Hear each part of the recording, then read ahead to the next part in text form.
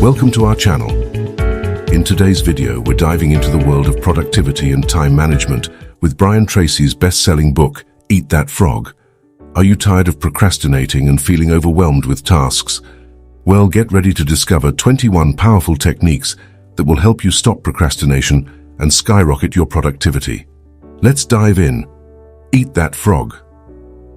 21 great ways to stop procrastinating and get more done in less time. Preface. Thank you for picking up this book. I hope these ideas help you as much as they have helped me and thousands of others. In fact, I hope this book changes your life forever. There is never enough time to do everything you have to do. You are literally swamped with work and personal responsibilities, endless emails, social media, projects, stacks of magazines to read, and piles of books you intend to get to one of these days as soon as you get caught up. But the fact is that you are never going to get caught up. You will never get on top of your tasks. You will never get far enough ahead to be able to get to all those emails, books, magazines, and leisure time activities that you dream of. And forget about solving your time management problems by becoming more productive. No matter how many personal productivity techniques you master, there will always be more to do than you can ever accomplish in the time you have available to you, no matter how much it is. You can get control of your time and your life only by changing the way you think, work, and deal with the never-ending river of responsibilities that flows over you each day. You can get control of your tasks and activities only to the degree that you stop doing some things and start spending more time on the few activities that can really make a difference in your life. I have studied time management for more than 40 years. I have immersed myself in the works of Peter Drucker, Alec Mackenzie, Alan Lekeen, Stephen Covey, and many, many others. I have read hundreds of books and thousands of articles on personal efficiency and effectiveness. This book is the result. Each time I came across a good idea, I tried it out in my own work and personal life. If it worked, I incorporated it into my talks and seminars and taught it to others. Galileo once wrote, "You cannot teach a man anything. You can only help him find it within himself." Depending upon your level of knowledge and experience, these ideas may sound familiar. This book will bring them to a higher level of awareness. When you learn and apply these methods and techniques over and over until they become habits, you will alter the course of your life in a very positive way. Learning from successful people. Let me tell you something about myself and the origins of this little book. I started off in life with few advantages, aside from a curious mind. I did poorly in school and left without graduating. I worked at laboring jobs for several years. My future did not appear promising. As a young man, I got a job on a tramp freighter and went off to see the world. For 8 years, I traveled and worked and then traveled some more, eventually visiting more than 80 countries on 5 continents. When I could no longer find a laboring job, I got into sales, knocking on doors, working on straight commission. I struggled from sale to sale until I began looking around me and asking, why is it that other people are doing better than I am? Then I did something that changed my life. I began to ask successful people what they were doing that enabled them to be more productive and earn more money than me. And they told me. I did what they advised me to do, and my sales went up. Eventually, I became so successful that I was made a sales manager. As a sales manager, I used the same strategy. I asked successful managers what they did to achieve such great results, and when they told me, I did it myself. In no time at all, I began to get the same results they did. This process of learning and applying what I had learned changed my life. I'm still amazed at how simple and obvious it is. Just find out what other successful people do and do the same things until you get the same results. Learn from the experts. Wow, what an idea. Success is predictable. Simply put, some people are doing better than others because they do things differently and they do the right things right. Especially successful, happy, prosperous people use their time far, far better than the average person. Coming from an unsuccessful background, I had developed deep feelings of inferiority and inadequacy. I'd fallen into the mental trap of assuming that people who were doing better than me were actually better than me. What I learned was that this was not necessarily true. They were just doing things differently, and what they had learned to do within reason, I could learn as well. This was a revelation to me. I was both amazed and excited with this discovery. I still am. I realized that I could change my life and achieve almost any goal I could set if I just found out what others were doing in that area and then did it myself until I got the same results they were getting. Within 1 year of starting in sales, I was a top salesman. A year later, I was made a manager.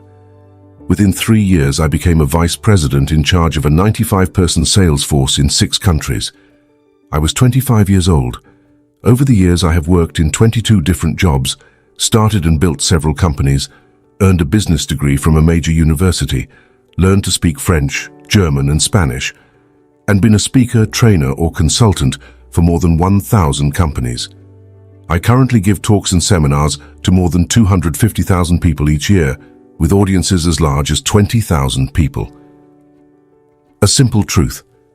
Throughout my career, I have discovered and rediscovered a simple truth. The ability to concentrate single-mindedly on your most important task, to do it well and to finish it completely, is the key to great success, achievement, respect, status, and happiness in life. This key insight is the heart and soul of this book. This book is written to show you how to get ahead more rapidly in your career and to simultaneously enrich your personal life.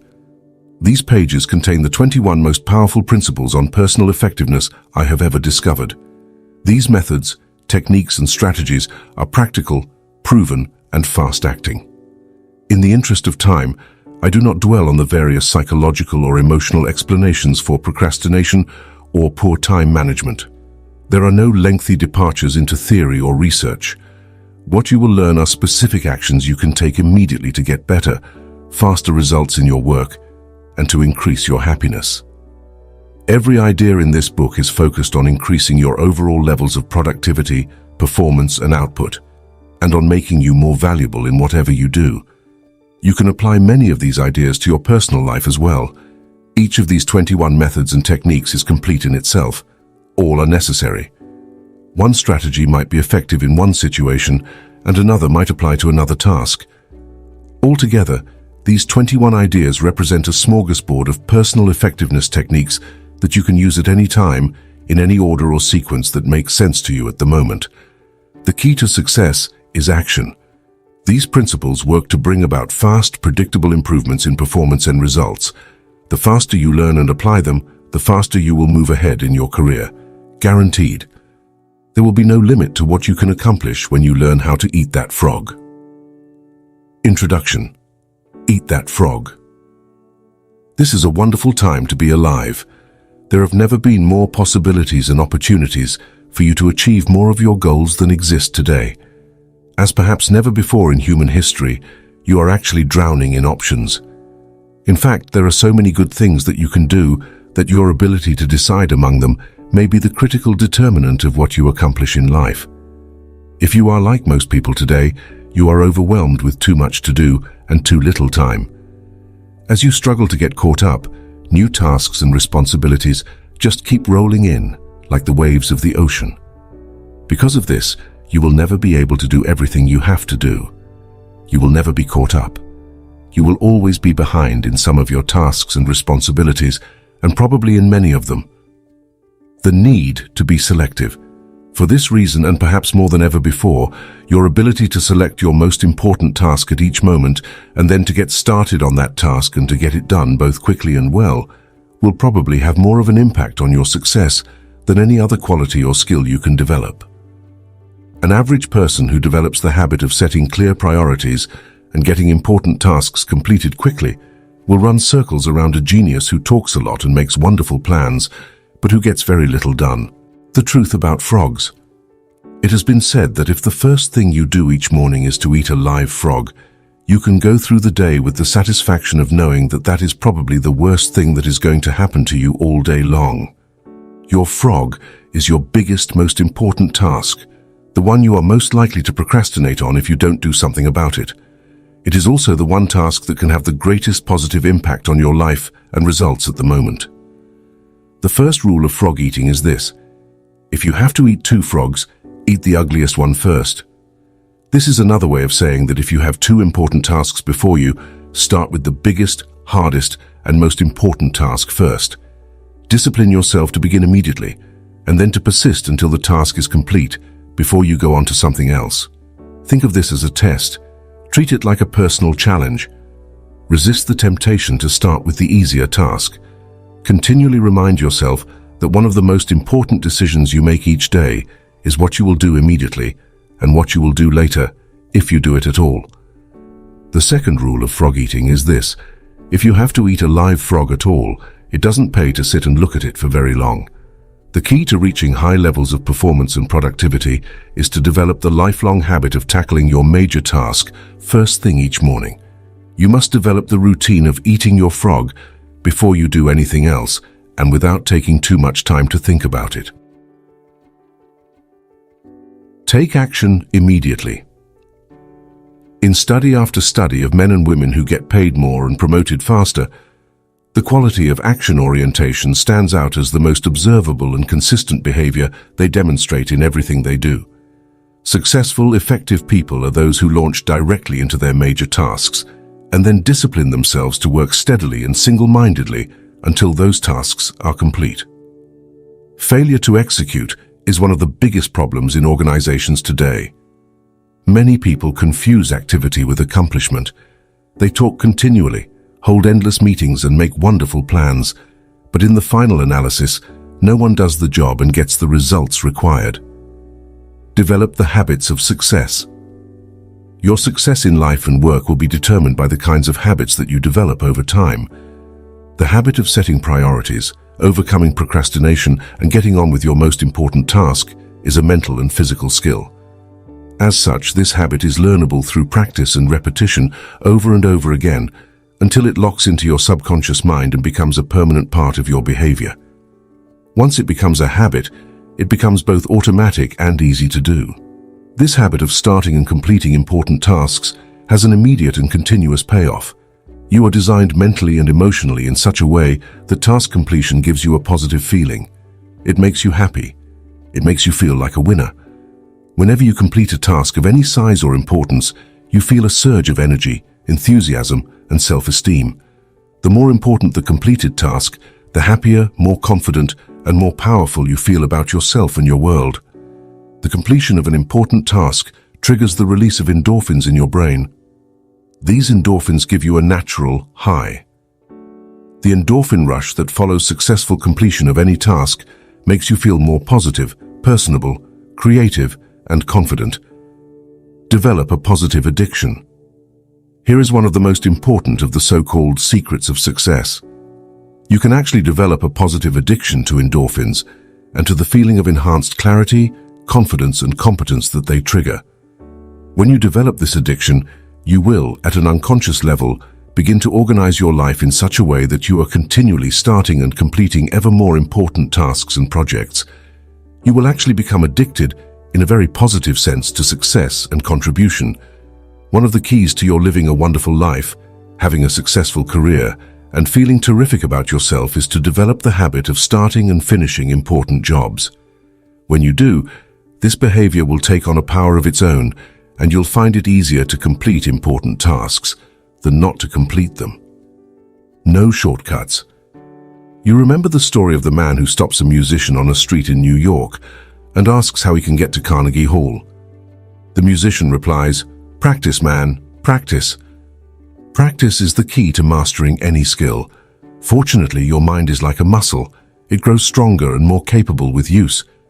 With practice, you can learn any behavior or develop any habit that you consider either desirable or necessary.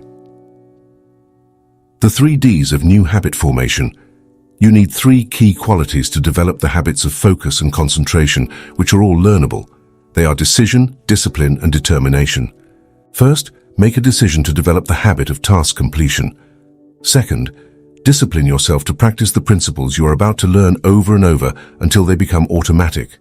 And third, back everything you do with determination until the habit is locked in and becomes a permanent part of your personality.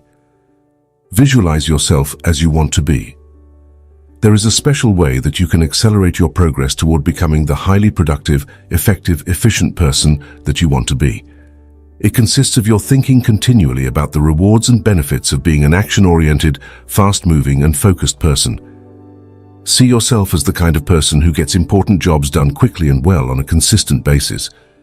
Your mental picture of yourself has a powerful effect on your behavior. Visualize yourself as the person you intend to be in the future. Your self-image, the way you see yourself on the inside, largely determines your performance on the outside. All improvements in your outer life begin with improvements on the inside, in your mental pictures. You have a virtually unlimited ability to learn and develop new skills, habits, and abilities. When you train yourself, through repetition and practice, to overcome procrastination and get your most important tasks completed quickly, you will move on to the fast track in your life and career and step on the accelerator of your potential. Chapter 1. Set the table. Before you can determine your frog and get on with the job of eating it, you have to decide exactly what you want to achieve in each area of your life. Clarity is perhaps the most important concept in personal productivity. The number one reason why some people get more work done faster is because they are absolutely clear about their goals and objectives, and they don't deviate from them. The greater clarity you have regarding what you want, and the steps you will have to take to achieve it, the easier it will be for you to overcome procrastination, eat your frog, and complete the task before you. A major reason for procrastination and lack of motivation is vagueness, confusion, and fuzzy-mindedness about what you are trying to do, and in what order and for what reason. You must avoid this common condition with all your strength by striving for ever greater clarity in your major goals and tasks. Here is a great rule for success.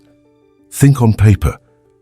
Only about 3% of adults have clear written goals. These people accomplish 5 and 10 times as much as people of equal or better education and ability, but who, for whatever reason, have never taken the time to write out exactly what they want. There is a powerful formula for setting and achieving goals that you can use for the rest of your life. It consists of 7 simple steps. Any one of these steps can double and triple your productivity if you are not currently using it. Many of my graduates have increased their incomes dramatically in a matter of a few years or even a few months with this simple 7-part method. Step 1. Decide exactly what you want. Either decide for yourself or sit down with your boss and discuss your goals and objectives until you are crystal clear about what is expected of you and in what order of priority. It is amazing how many people are working away day after day on low-value tasks because they have not had this critical discussion with their managers. One of the very worst uses of time is to do something very well that need not be done at all. Stephen Covey says, "If the ladder is not leaning against the right wall, every step we take just gets us to the wrong place faster." Step 2. Write it down. Think on paper. When you write down a goal, you crystallize it and give it tangible form. You create something that you can touch and see. On the other hand, a goal or objective that is not in writing is merely a wish or a fantasy. It has no energy behind it. Unwritten goals lead to confusion, vagueness, misdirection, and numerous mistakes. Step 3. Set a deadline on your goal. Set sub-deadlines if necessary. A goal or decision without a deadline has no urgency. It has no real beginning or end.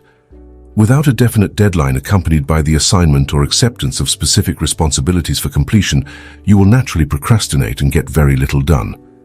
Step 4. Make a list of everything you can think of that you are going to have to do to achieve your goal. As you think of new activities, add them to your list.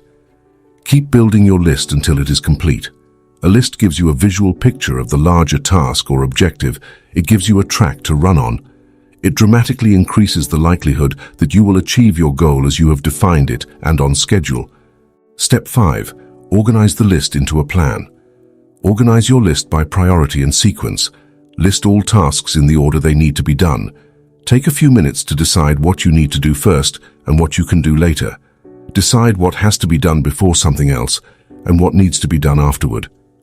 Even better, lay out your plan visually in the form of a series of boxes and circles on a sheet of paper, with lines and arrows showing the relationship of each task to every other task. You'll be amazed at how much easier it is to achieve your goal when you break it down into individual tasks. With a written goal and an organized plan of action, you will be far more productive and efficient than people who are carrying their goals around in their minds. Step 6. Take action on your plan immediately. Do something. Do anything. An average plan vigorously executed is far better than a brilliant plan on which nothing is done. For you to achieve any kind of success, execution is everything. Step 7. Resolve to do something every single day that moves you toward your major goal. Build this activity into your daily schedule. You may decide to read a specific number of pages on a key subject. You may call on a specific number of prospects or customers.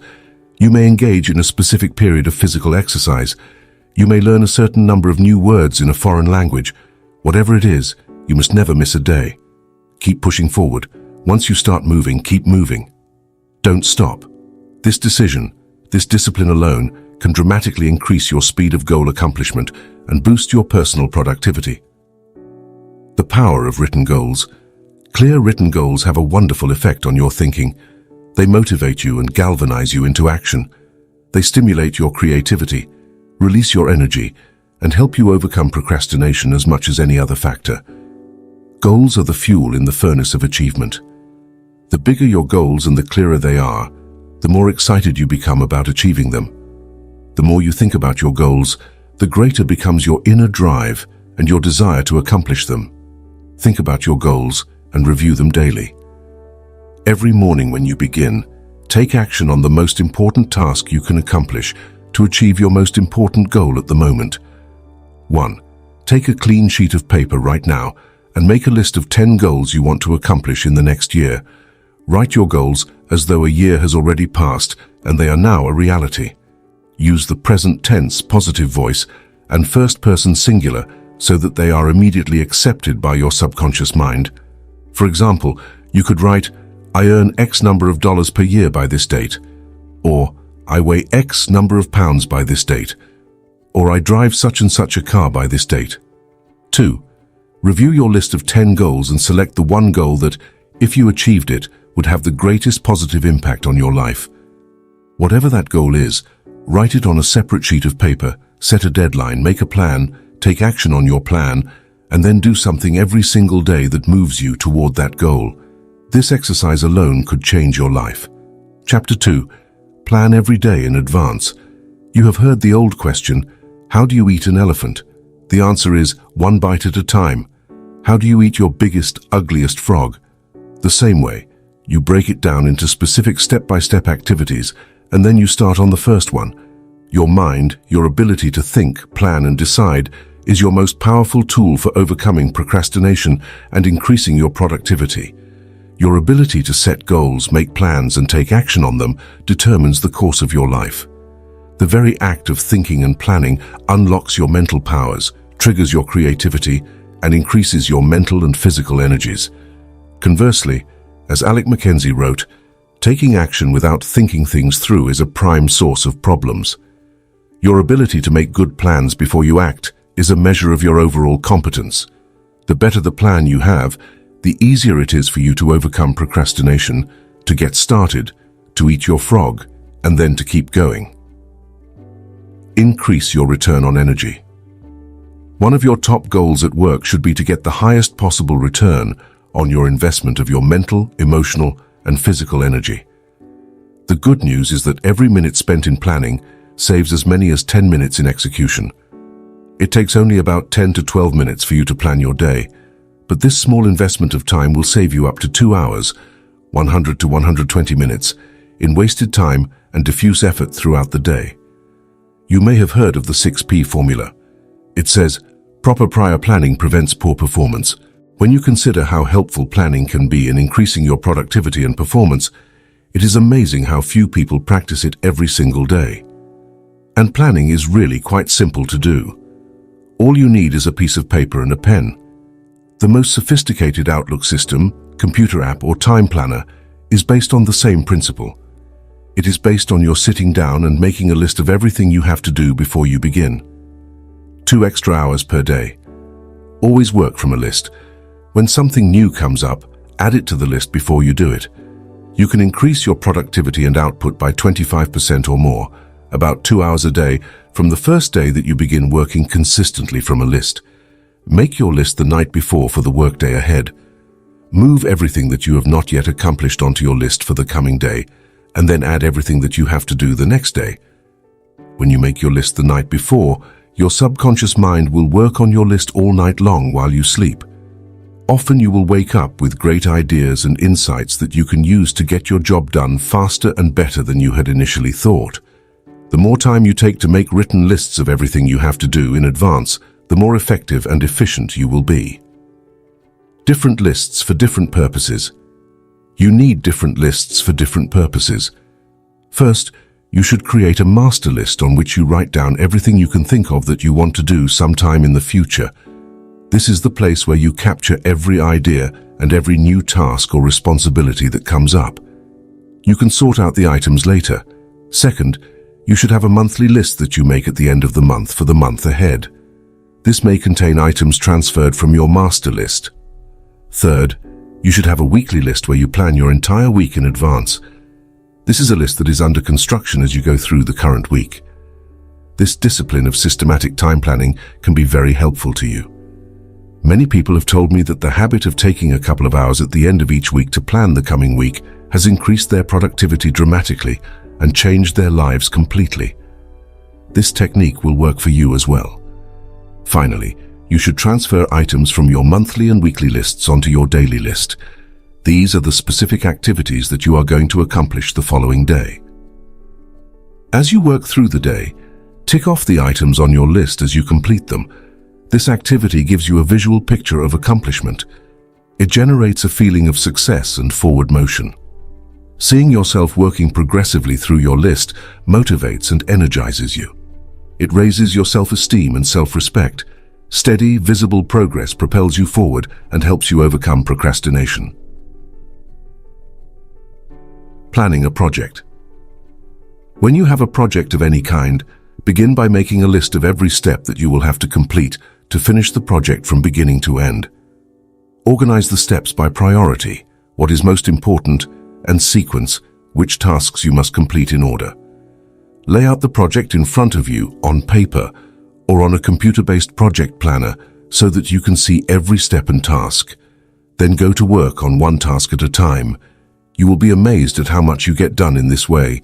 As you work through your lists, you will feel more and more effective and powerful. You will feel more in control of your life. You will be naturally motivated to do even more. You will think better and more creatively, and you will get more and better insights that enable you to do your work even faster. As you work steadily through your lists, you will develop a sense of positive forward momentum that enables you to overcome procrastination. This feeling of progress gives you more energy and keeps you going throughout the day. One of the most important rules of personal effectiveness is the 10-90 rule. This rule says that the first 10% of time that you spend planning and organizing your work before you begin will save you as much as 90% of the time in getting the job done once you get started. You only have to try this rule once to prove it to yourself. When you plan each day in advance, you will find it much easier to get going and to keep going. The work will go faster and smoother than ever before. You will feel more powerful and competent. You will get more done faster than you thought possible. Eventually, you will become unstoppable. 1. Begin today to plan every day, week, and month in advance. Take a notepad or sheet of paper, or use your smartphone, and make a list of everything you have to do in the next 24 hours. Add to your list as new items come up. Make a list of all your projects, the big multitask jobs that are important to your future. 2. Lay out all of your major goals, projects, and tasks by priority, what is most important, and by sequence, what has to be done first, what comes second, and so forth. Start with the end in mind and work backward. Think on paper. Always work from a list. You'll be amazed at how much more productive you become and how much easier it is to eat your frog. Chapter 3. Apply the 80-20 rule to everything. The 80-20 rule is one of the most helpful of all concepts of time and life management. It is also called the Pareto principle, after the Italian economist Vilfredo Pareto, who first wrote about it in 1895. Pareto noticed that people in his society seemed to divide naturally into what he called the vital few, the top 20% in terms of money and influence, and the trivial many, the bottom 80%. He later discovered that virtually all economic activity was subject to this principle as well. For example, this principle says that 20% of your activities will account for 80% of your results, 20% of your customers will account for 80% of your sales, 20% of your products or services will account for 80% of your profits, 20% of your tasks will account for 80% of the value of what you do, and so on. This means that if you have a list of 10 items to do, 2 of those items will turn out to be worth much more than the other 8 items put together. Number of tasks versus importance of tasks. Here is an interesting discovery. Each of the 10 tasks may take the same amount of time to accomplish, but 1 or 2 of those tasks will contribute 5 or 10 times the value of any of the others.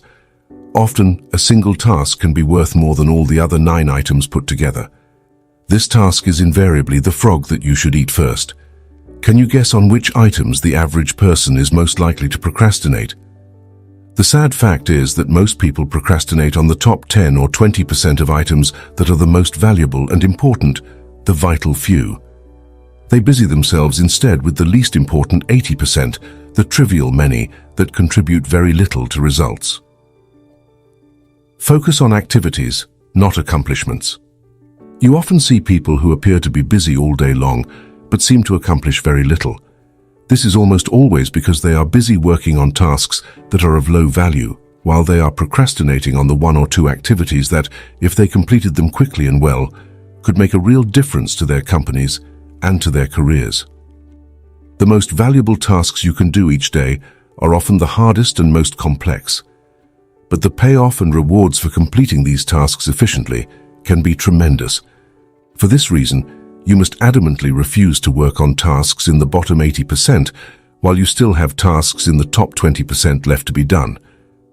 Before you begin work, always ask yourself, is this task in the top 20% of my activities or in the bottom 80%? Rule: resist the temptation to clear up small things first. Remember, whatever you choose to do over and over eventually becomes a habit that is hard to break. If you choose to start your day working on low-value tasks, you will soon develop the habit of always starting and working on low-value tasks. This is not the kind of habit you want to develop or keep. Low-value tasks are like rabbits. They multiply continually. You never get caught up. The hardest part of any important task is getting started on it in the first place. Once you actually begin work on a valuable task, you will be naturally motivated to continue. A part of your mind loves to be busy working on significant tasks that can really make a difference. Your job is to feed this part of your mind continually. Motivate yourself. Just thinking about starting and finishing an important task motivates you and helps you overcome procrastination. The fact is, the time required to complete an important job is often the same as the time required to do an unimportant job.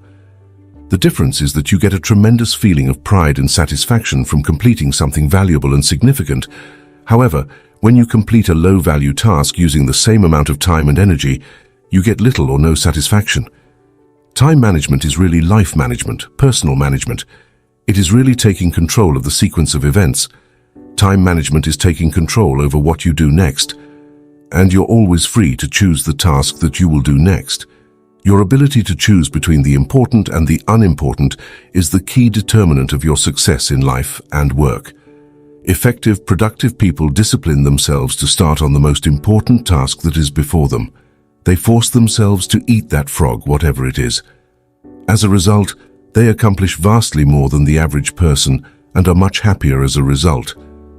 This should be your way of working as well. 1. Make a list of all the key goals, activities, projects, and responsibilities in your life today. Which of them are, or could be, in the top 10 or 20% of tasks that represent, or could represent, 80 or 90% of your results? 2. Resolve today that you are going to spend more and more of your time working in those few areas that can really make a difference in your life and career, and spend less and less time on lower value activities. Chapter 4. Consider the consequences. The mark of the superior thinker is his or her ability to accurately predict the consequences of doing or not doing something. The potential consequences of any task or activity are the key determinants of how important a task really is to you and to your company. This way of evaluating the significance of a task is how you determine what your next frog really is.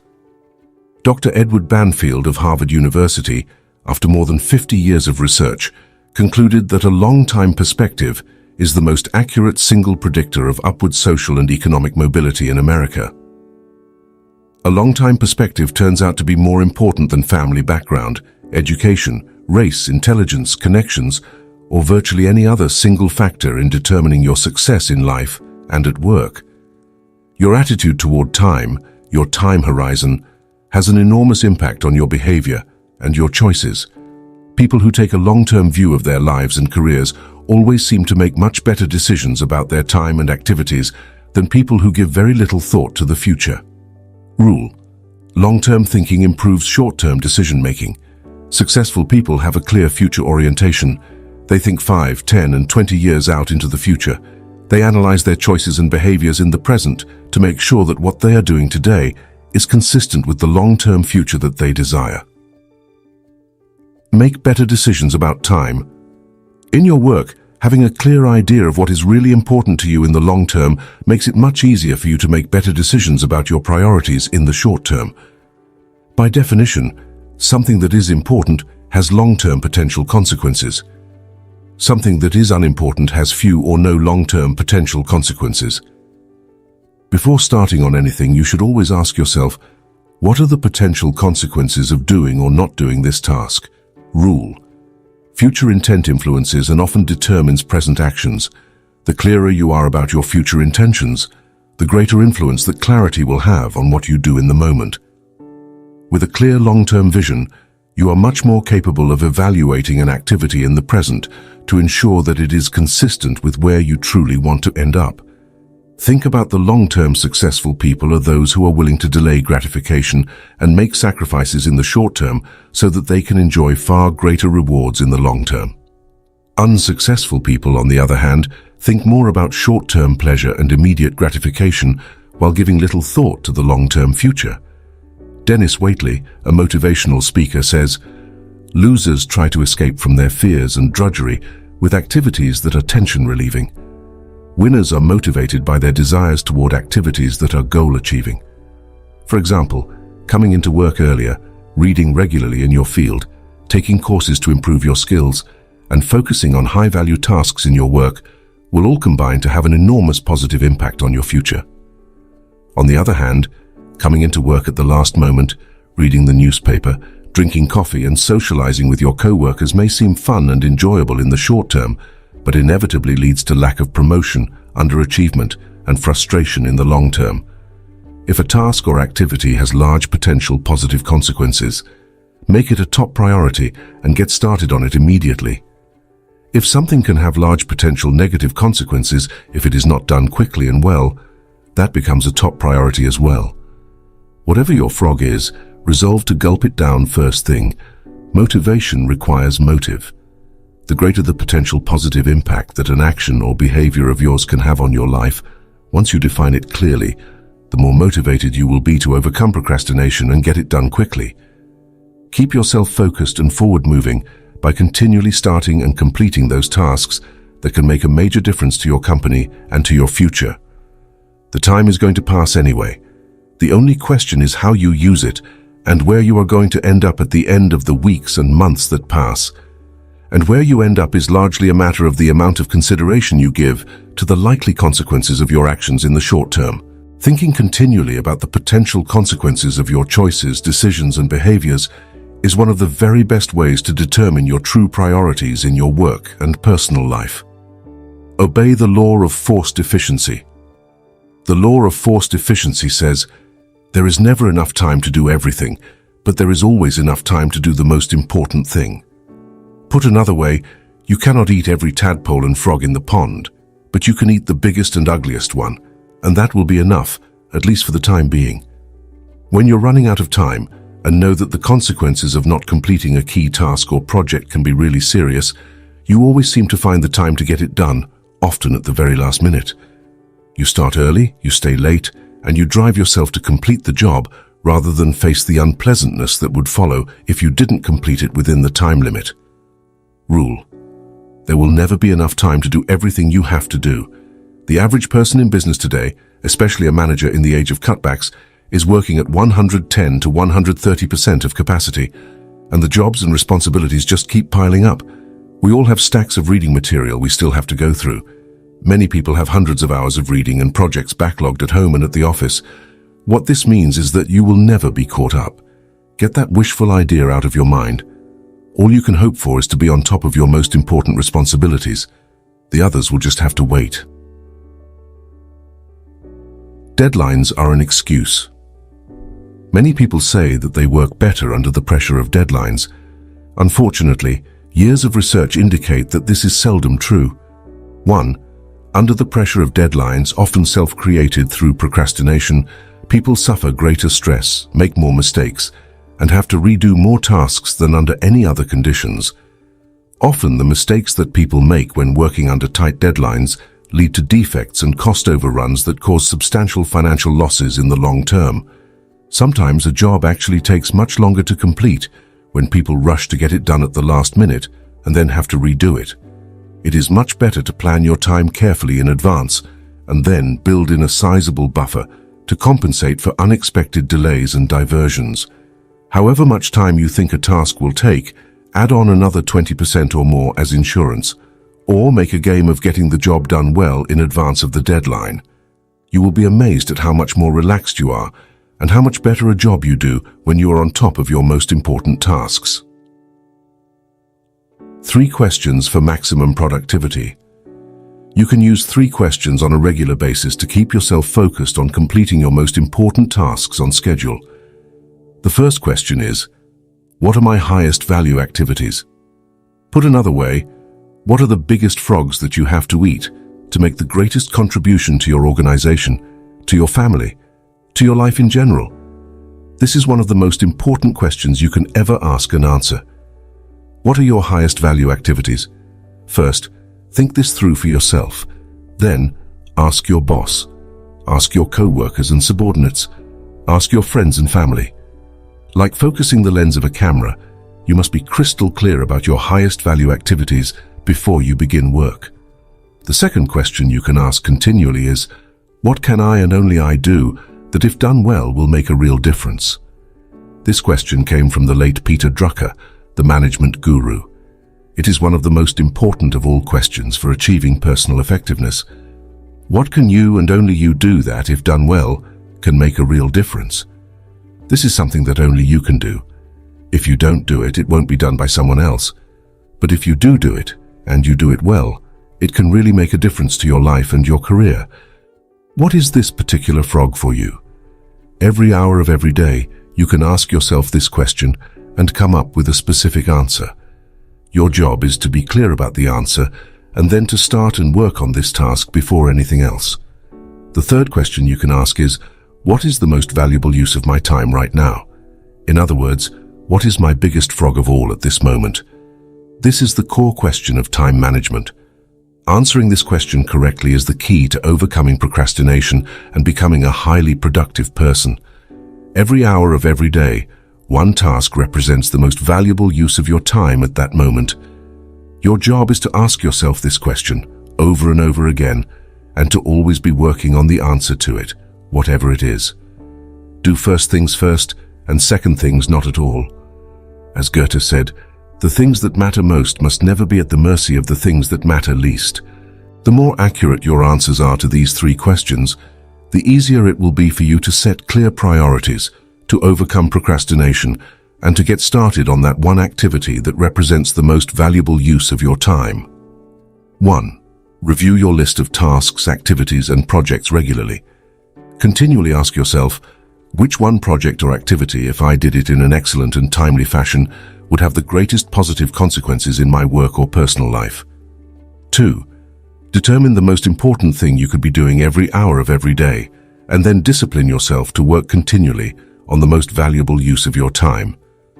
What is this for you right now? Whatever it is that can help you the most, set it as a goal, make a plan to achieve it, and go to work on your plan immediately. Remember the wonderful words of Goethe, only engage and the mind grows heated. Begin it and the work will be completed. Chapter 5. Practice creative procrastination. Creative procrastination is one of the most effective of all personal performance techniques. It can change your life. The fact is that you can't do everything that you have to do. You have to procrastinate on something. Therefore, deliberately and consciously procrastinate on small tasks. Put off eating smaller or less ugly frogs. Eat the biggest and ugliest frogs before anything else. Do the worst first. Everyone procrastinates. The difference between high performers and low performers is largely determined by what they choose to procrastinate on. Since you must procrastinate anyway, decide today to procrastinate on low-value activities. Decide to procrastinate on, outsource, delegate, and eliminate those activities that don't make much of a contribution to your life in any case. Get rid of the tadpoles and focus on the frogs.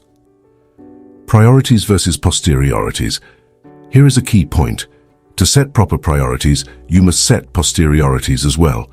A priority is something that you do more of and sooner, while a posteriority is something that you do less of and later, if at all. Rule: you can get your time and your life under control only to the degree to which you discontinue lower-value activities. One of the most powerful of all words in time management is the word no. Say it politely. Say it clearly, so that there are no misunderstandings. Say it regularly as a normal part of your time management vocabulary. Warren Buffett, one of the richest men in the world, was once asked his secret of success. He replied, "Simple. I just say no to everything that is not absolutely vital to me at the moment. Say no to anything that is not a high-value use of your time and your life. Say no graciously but firmly to avoid agreeing to something against your will. Say it early and say it often. Remember that you have no spare time. As we say, your dance card is full. For you to do something new, you must complete or stop doing something old. Getting in requires getting out. Picking up means putting down. Creative procrastination is the act of thoughtfully and deliberately deciding upon the exact things you are not going to do right now, if ever. Procrastinate on purpose. Most people engage in unconscious procrastination. They procrastinate without thinking about it. As a result, they procrastinate on the big, valuable, important tasks that can have significant long-term consequences in their lives and careers. You must avoid this common tendency at all costs. Your job is to deliberately procrastinate on tasks that are of low value so that you have more time for tasks that can make a big difference in your life and work.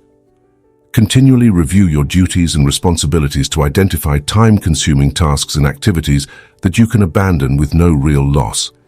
This is an ongoing responsibility for you that never ends.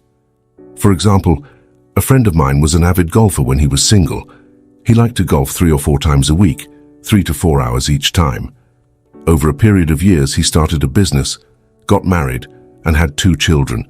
But he still played golf 3 to 4 times a week until he finally realized that his time on the golf course was causing him enormous stress at home and at the office. Only by abandoning most of his golf games could he get his life back under control. And he did. He cut back to 1 round of golf per week and transformed his life, especially his home life. Set posteriorities on time-consuming activities.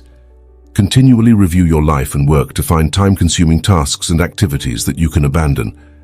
Cut down on television watching and internet surfing and instead spend the time with your family, read, exercise, or do something else that enhances the quality of your life.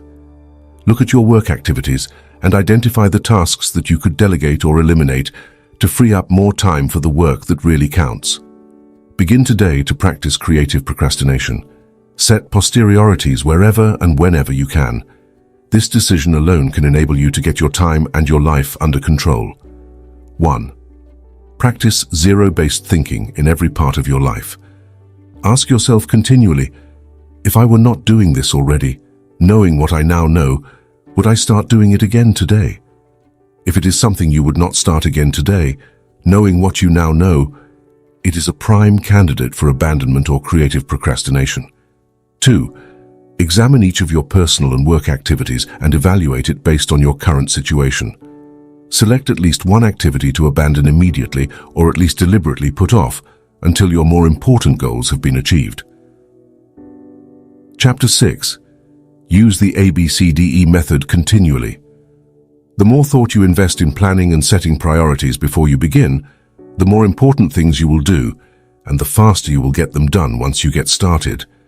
The more important and valuable a task is to you, the more likely you will be motivated to overcome procrastination and launch yourself into the job. The ABCDE method is a powerful priority setting technique that you can use every single day.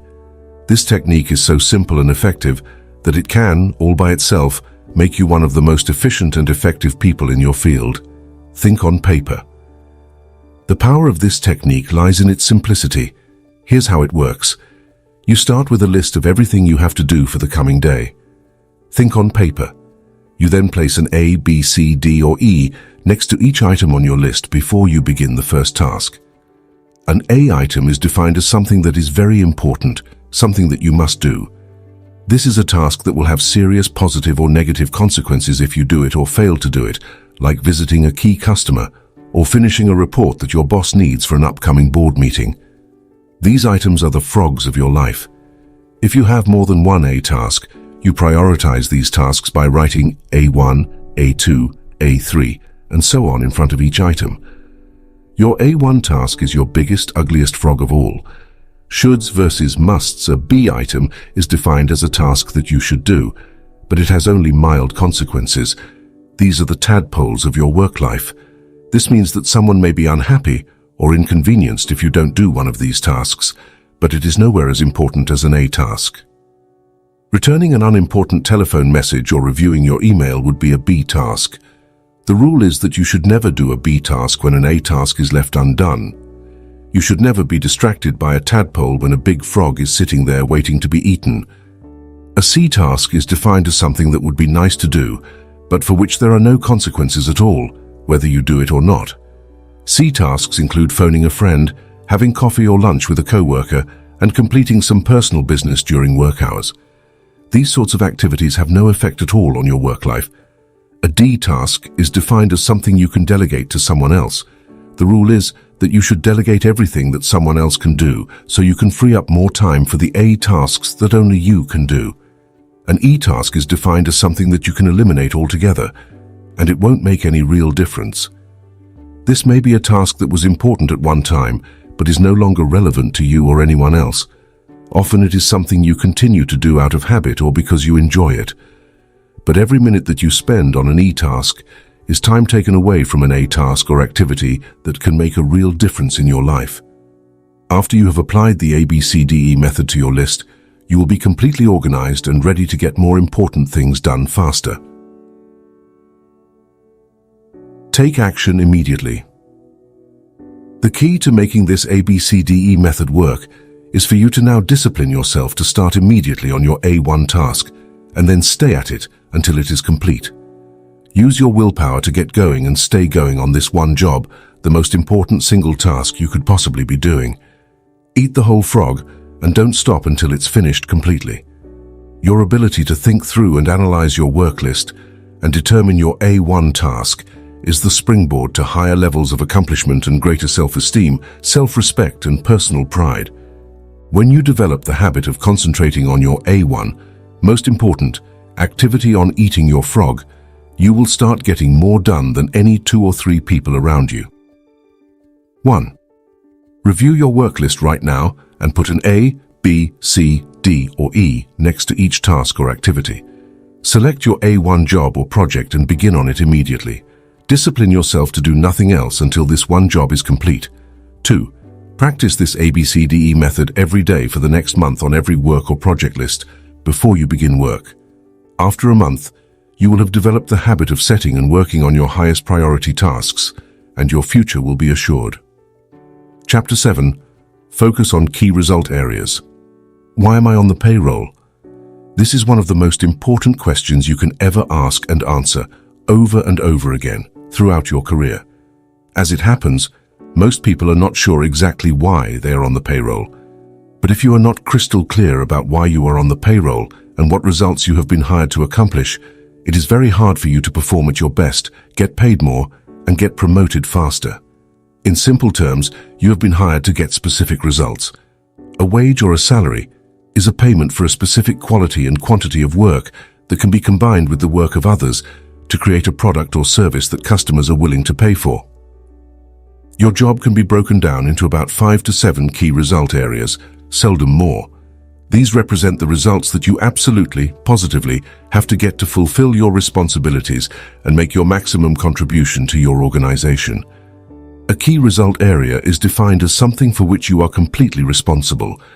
If you don't do it, it doesn't get done. A key result area is an activity that is under your control. It produces an output that becomes an input, or a contributing factor to the work of others.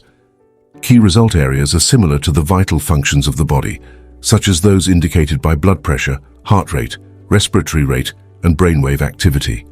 An absence of any one of these vital functions leads to the death of the organism. By the same token, your failure to perform in a critical result area of your work can lead to the end of your job as well. The Big Seven in management and sales. The key result areas of management are planning, organizing, staffing, delegating, supervising, measuring, and reporting.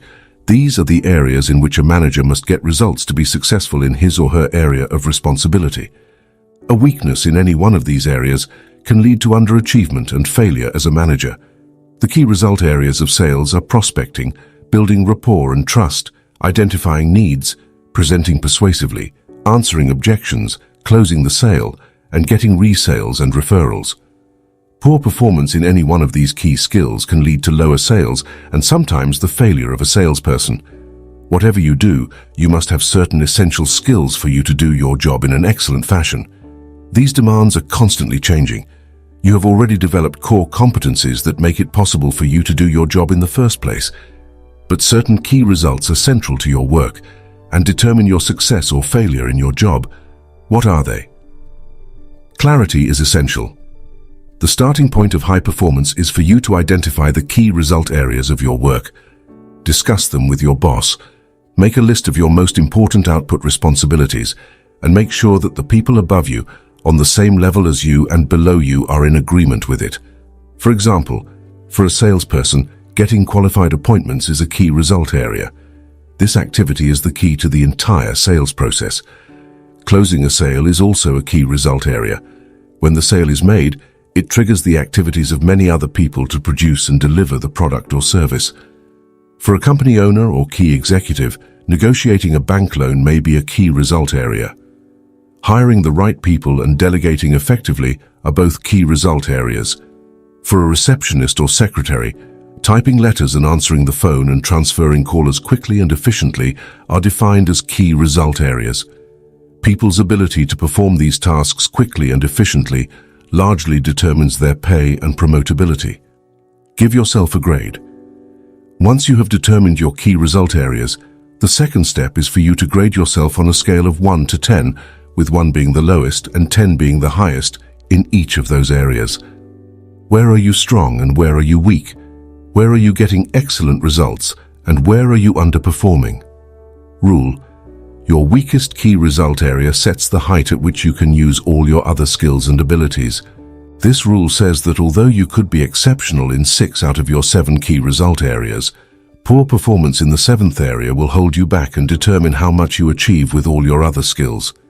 This weakness will act as a drag on your effectiveness and be a constant source of friction and frustration.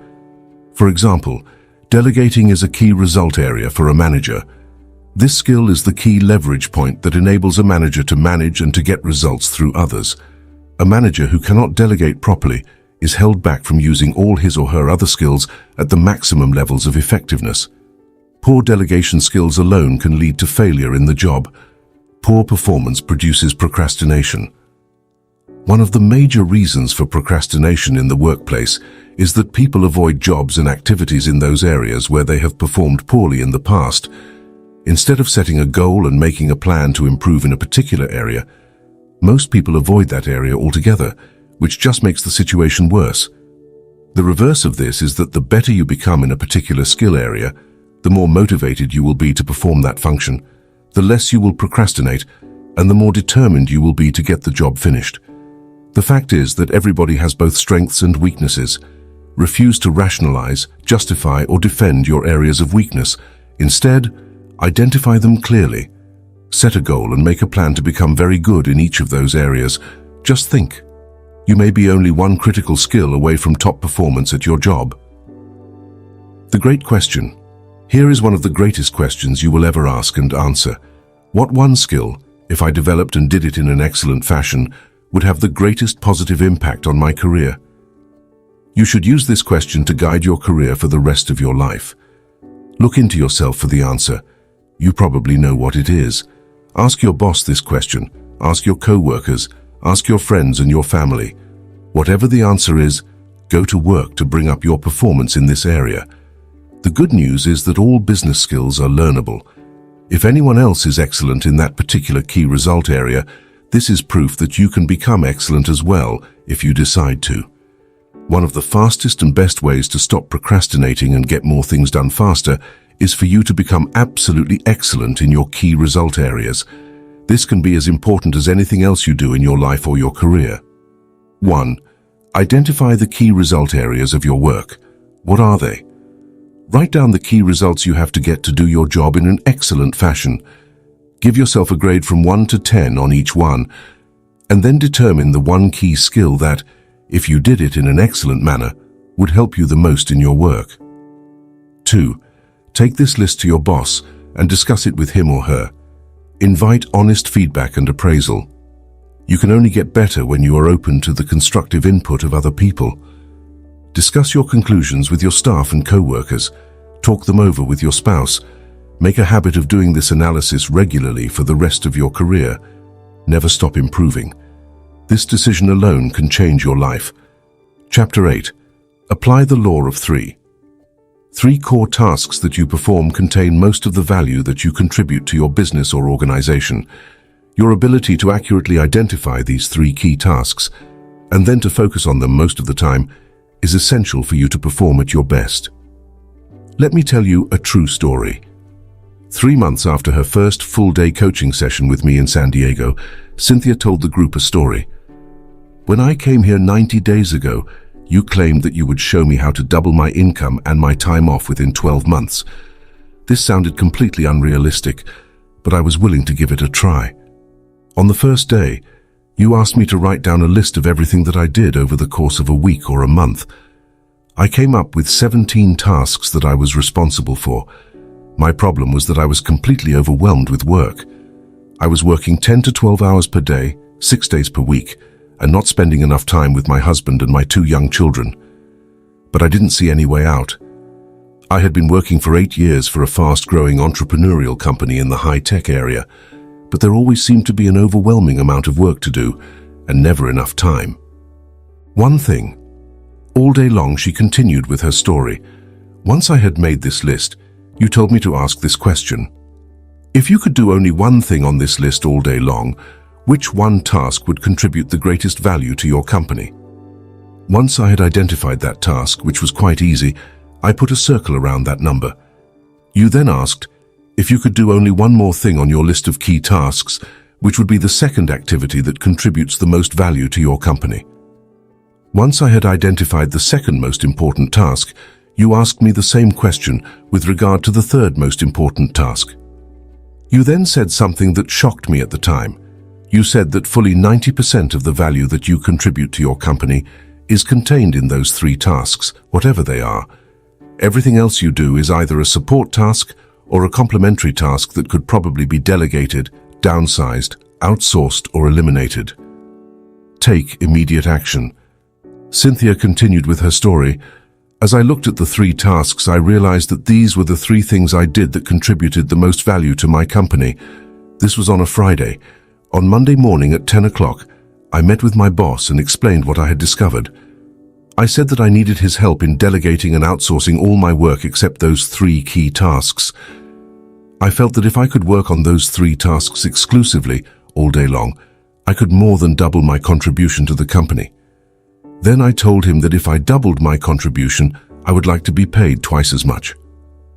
She said, my boss was completely silent.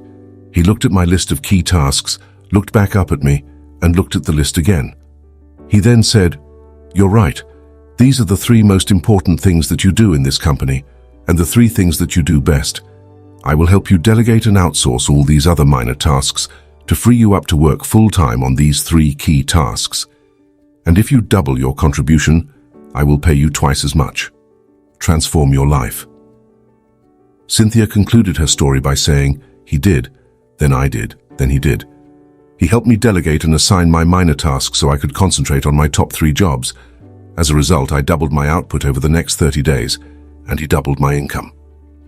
I had been working very hard for more than 8 years, and I doubled my income in just 1 month by focusing all my time and energy on my 3 key tasks.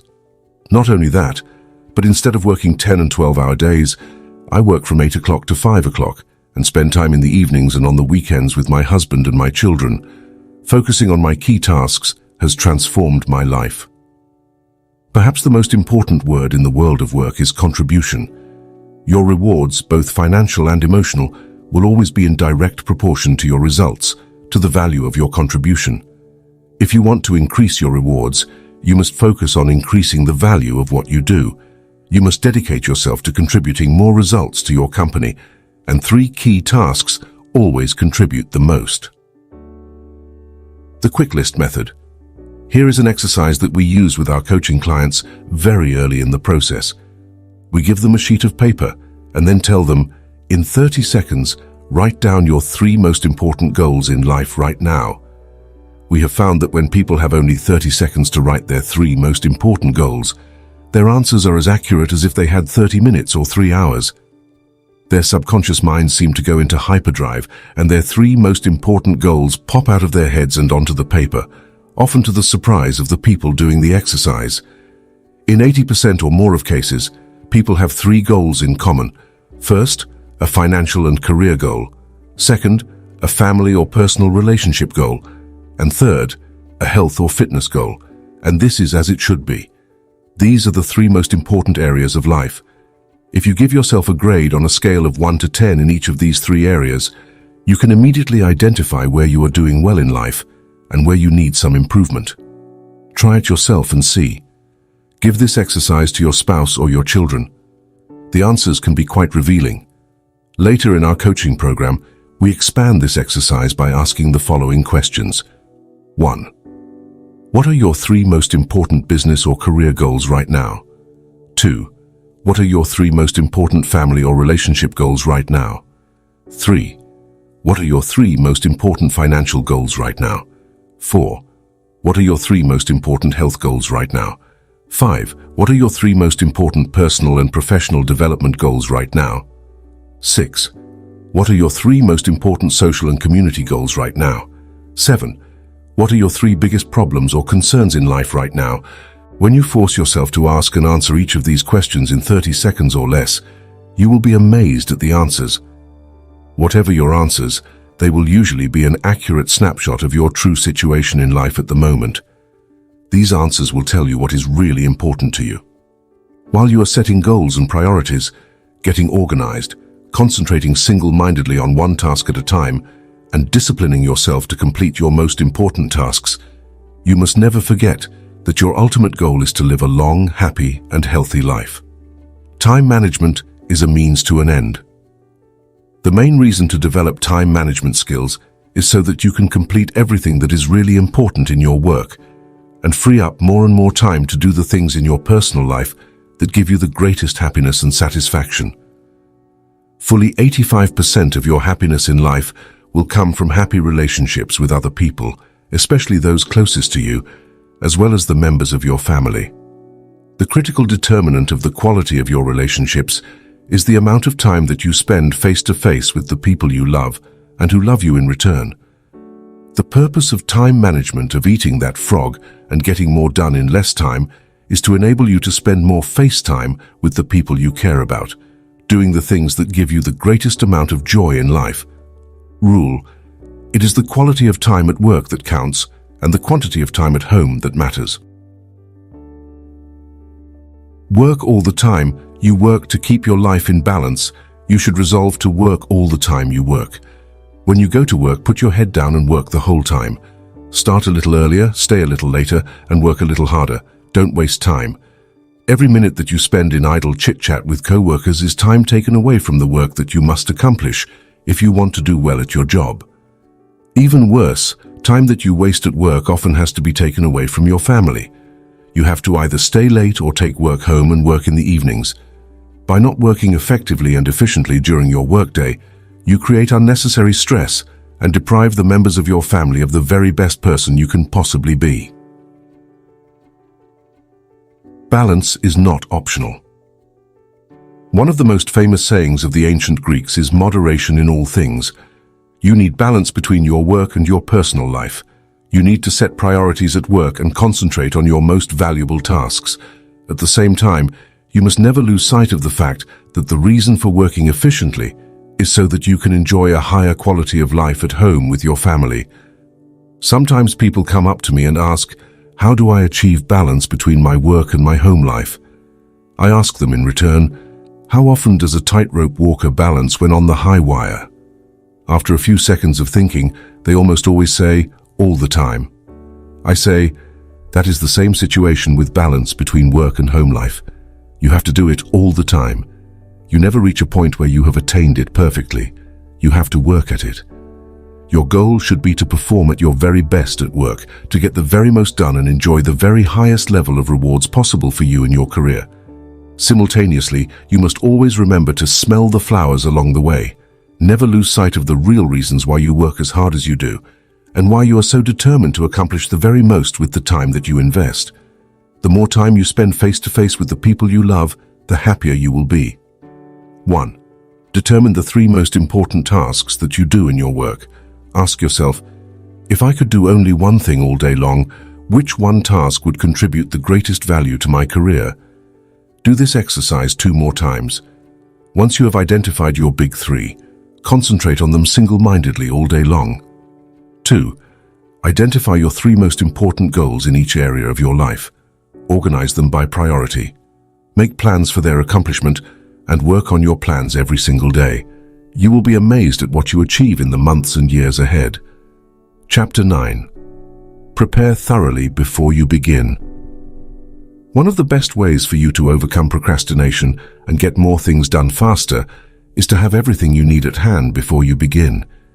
When you are fully prepared, you are like a cocked gun or an archer with an arrow pulled back taut in the bow. You will be amazed at what you achieve in the months and years ahead. You just need one small mental push to get started on your highest value tasks. This is like getting everything ready to prepare a complete meal. You set all the ingredients out on the counter in front of you and then begin putting the meal together, one step at a time. Begin by clearing off your desk or workspace so that you have only one task in front of you. If necessary, put everything else on the floor or on a table behind you. Gather all the information, reports, details, papers, and work materials that you will require to complete the job. Have them at hand so you can reach them without getting up or moving around. Be sure that you have all the writing materials, login information, access codes, email addresses, and everything else you need to start working and continue working until the job is done. Set up your work area so that it is comfortable, attractive, and conducive to working for long periods.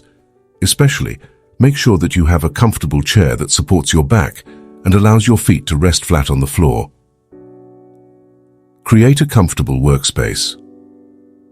The most productive people take the time to create a work area where they enjoy spending time. The cleaner and neater you organize your work area before you begin, the easier it will be for you to get started and keep going. When everything is laid out neatly and in sequence, you will feel much more like getting on with the job. It is amazing how many books never get written, how many degrees never get completed, how many life-changing tasks never get started because people fail to take the first step of preparing everything in advance. Launch toward your dreams. Once you have completed your preparations, it is essential that you launch immediately toward your goals. Get started. Do the first thing, whatever it is.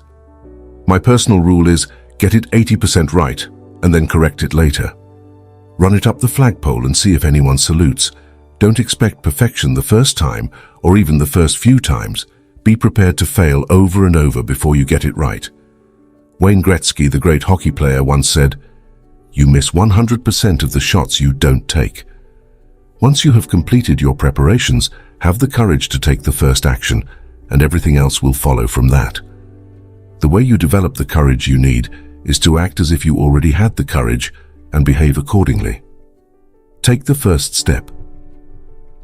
When you sit down with everything in front of you, ready to go, assume the body language of high performance. Sit up straight, sit forward and away from the back of the chair. Carry yourself as though you were an efficient, effective, high-performing personality. Then pick up the first item and say to yourself, "Let's get to work," and plunge in. And once you've started, keep going until the job is finished. 1. Take a good look at your desk or office, both at home and at work. Ask yourself, What kind of a person works in an environment like this?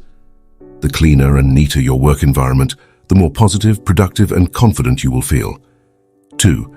Resolve today to clean up your desk and office completely so that you feel effective, efficient, and ready to get going each time you sit down to work. Chapter 10. Take it one oil barrel at a time. There is an old saying that by the yard it's hard, but inch by inch anything's a cinch. One of the best ways to overcome procrastination is for you to get your mind off the huge task in front of you and focus on a single action that you can take. One of the best ways to eat a large frog is for you to take it one bite at a time. Lao Tzu wrote, "A journey of 1,000 leagues begins with a single step." This is a great strategy for overcoming procrastination and getting more things done faster. Crossing a great desert. Many years ago, driving an old Land Rover, I crossed the heart of the Sahara Desert, the Tanazrouft, deep in modern-day Algeria. By that time, the desert had been abandoned by the French for years, and the original refueling stations were empty and shuttered. The desert was 500 miles across in a single stretch, without water, food, a blade of grass, or even a fly. It was totally flat, like a broad yellow sand parking lot that stretched to the horizon in all directions. More than 1,300 people had perished in the crossing of that stretch of the Sahara in previous years. Often drifting sands had obliterated the track across the desert, and the travelers had gotten lost in the night, never to be found again alive. To counter the lack of features in the terrain, the French had marked the track with black 55-gallon oil drums every 5 kilometers, which was exactly the distance to the horizon, formed by the curvature of the earth. Because of this, in the daytime, we could always see 2 oil barrels, the one we had just passed and the one 5 kilometers ahead of it. And that was exactly what we needed to stay on course. All we had to do was to steer for the next oil barrel. As a result, we were able to cross the biggest desert in the world by simply taking it one oil barrel at a time. Take it one step at a time. In the same way, you can accomplish the biggest task in your life by disciplining yourself to take it just one step at a time. Your job is to go as far as you can see. You will then be able to see far enough to go further. To accomplish a great task, you must step out in faith and have complete confidence that your next step will soon become clear to you. Remember this wonderful advice. Leap and the net will appear. A great life or a great career is built by performing one task at a time, quickly and well, and then going on to the next task. Financial independence is achieved by saving a little money every single month, year after year. Health and fitness are accomplished by just eating a little less and exercising a little more day after day and month after month. You can overcome procrastination and accomplish extraordinary things by taking just the first step, getting started toward your goal, and then taking it one step, one oil barrel at a time. 1. Select any goal, task, or project in your life on which you have been procrastinating and make a list of all the steps you will need to take to eventually complete the task. 2. Then take just one step immediately. Sometimes all you need to do to get started is to sit down and complete one item on the list, and then do one more, and so on. You will be amazed at what you eventually accomplish. Chapter 11. Upgrade your key skills. Upgrading your skills is one of the most important personal productivity principles of all. Learn what you need to learn so that you can do your work in an excellent fashion. The better you become at eating a particular type of frog, the more likely you are to just plunge in and get it done. A major reason for procrastination is a feeling of inadequacy, a lack of confidence, or an inability in a key area of a task. Feeling weak or deficient in a single area is enough to discourage you from starting the job at all. Continually upgrade your skills in your key result areas. Remember, however good you are today, your knowledge and skills are becoming obsolete at a rapid rate. As Pat Riley, the basketball coach, said, "Anytime you stop striving to get better, you're bound to get worse." Never stop learning. One of the most helpful of all time management techniques is for you to get better at your key tasks. Personal and professional improvement is one of the best time savers there is. The better you are at a key task, the more motivated you are to launch into it. The better you are, the more energy and enthusiasm you have. When you know that you can do a job well, you find it easier to overcome procrastination and get the job done faster and better than under any other circumstances. One piece of information or one additional skill can make an enormous difference in your ability to do the job well.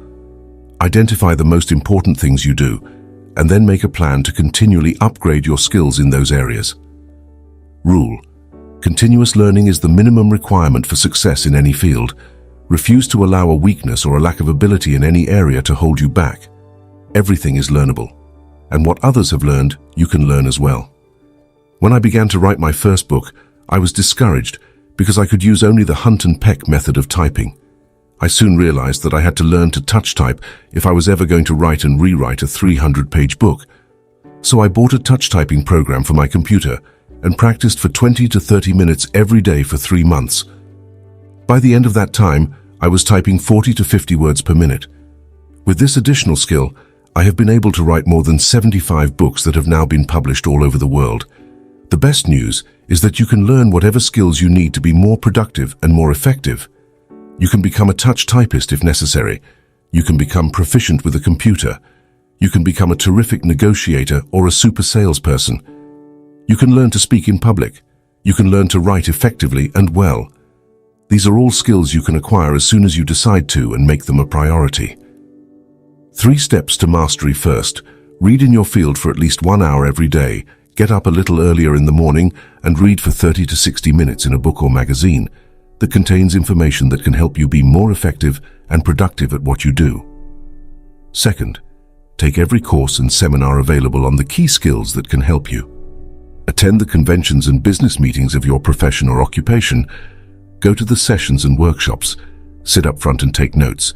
Purchase the audio recordings of the programs. Dedicate yourself to becoming one of the most knowledgeable and competent people in your field. Third, listen to audio programs in your car.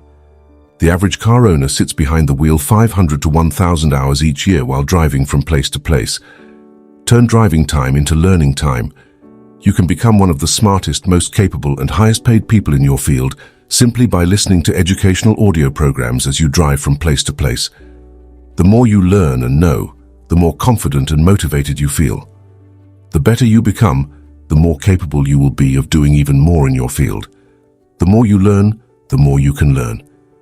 Just as you can build your physical muscles through physical exercise, you can build your mental muscles with mental exercises. And there is no limit to how far or how fast you can advance, except for the limits you place on your own imagination. 1. Identify the key skills that can help you the most to achieve better and faster results.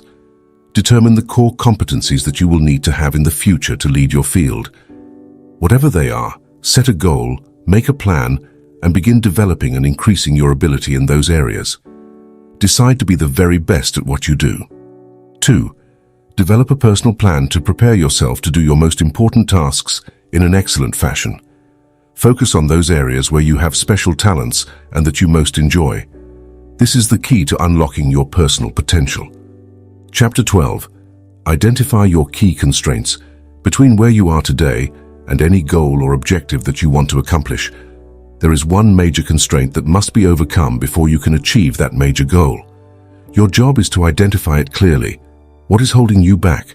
What sets the speed at which you achieve your goals? What determines how fast you move from where you are to where you want to go? What stops you or holds you back from eating the frogs that can really make a difference? Why aren't you at your goal already? These are some of the most important questions you will ever ask and answer on your way to achieving high levels of personal productivity and effectiveness. Whatever you have to do, there is always a limiting factor that determines how quickly and well you get it done. Your job is to study the task and identify the limiting factor or constraint within it. You must then focus all of your energies on alleviating that single choke point. Identify the limiting factor.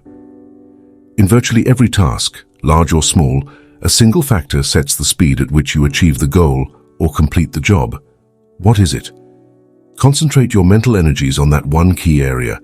This can be the most productive use of your time and talents. This constraint may be a person whose help or decision you need, a resource that you require, a weakness in some part of the organization, or something else. But the limiting factor is always there, and it is always your job to find it. For example, the purpose of a business is to create and keep customers.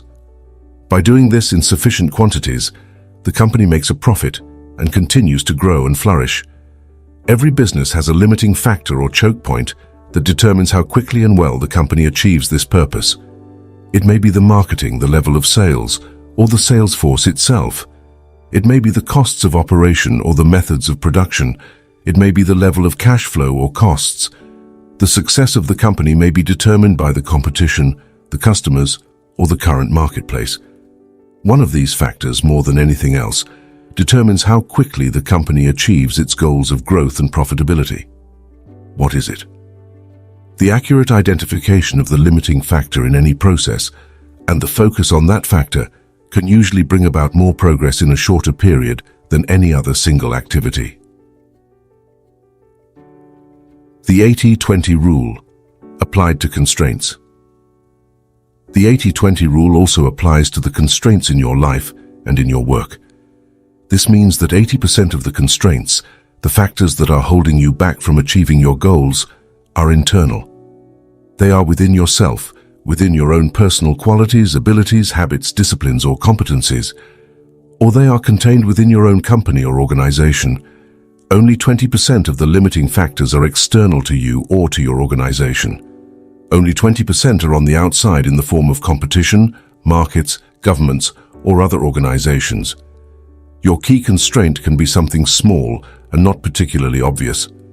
Sometimes you have to make a list of every step in a process and examine every activity to determine exactly what is holding you back. Sometimes a single negative perception or objection on the part of customers can be slowing down the entire sales process. Sometimes the absence of a single feature can be holding back the growth of sales of a product or service line. Look into your company honestly. Look within your boss, your co-workers, and members of your staff to see if there is a key weakness that is holding you or the company back, acting as a brake on the achievement of your key goals. Look into yourself. Successful people always begin the analysis of constraints by asking the question, what is it in me that is holding me back? They accept complete responsibility for their lives and look to themselves for both the cause and cure of their problems. In your own life, you must have the honesty to look deeply into yourself for the limiting factor or limiting skill that sets the speed at which you achieve your personal goals. Keep asking, what sets the speed at which I get the results I want? Strive for accuracy. The definition of the constraint determines the strategy that you use to alleviate it.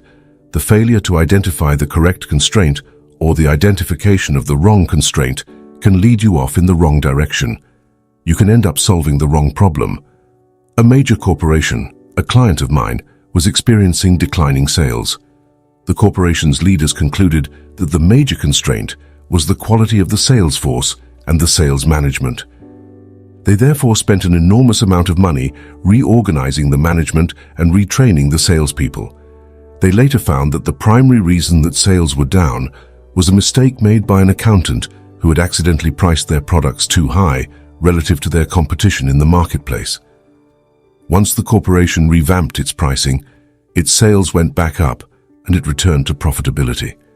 Behind every constraint or choke point, once it is located and alleviated successfully, you will find another constraint or limiting factor. Whether you're trying to get to work on time in the morning or build a successful career, there are always limiting factors and bottlenecks that set the speed of your progress. Your job is to find them and to focus your energies on alleviating them as quickly as possible.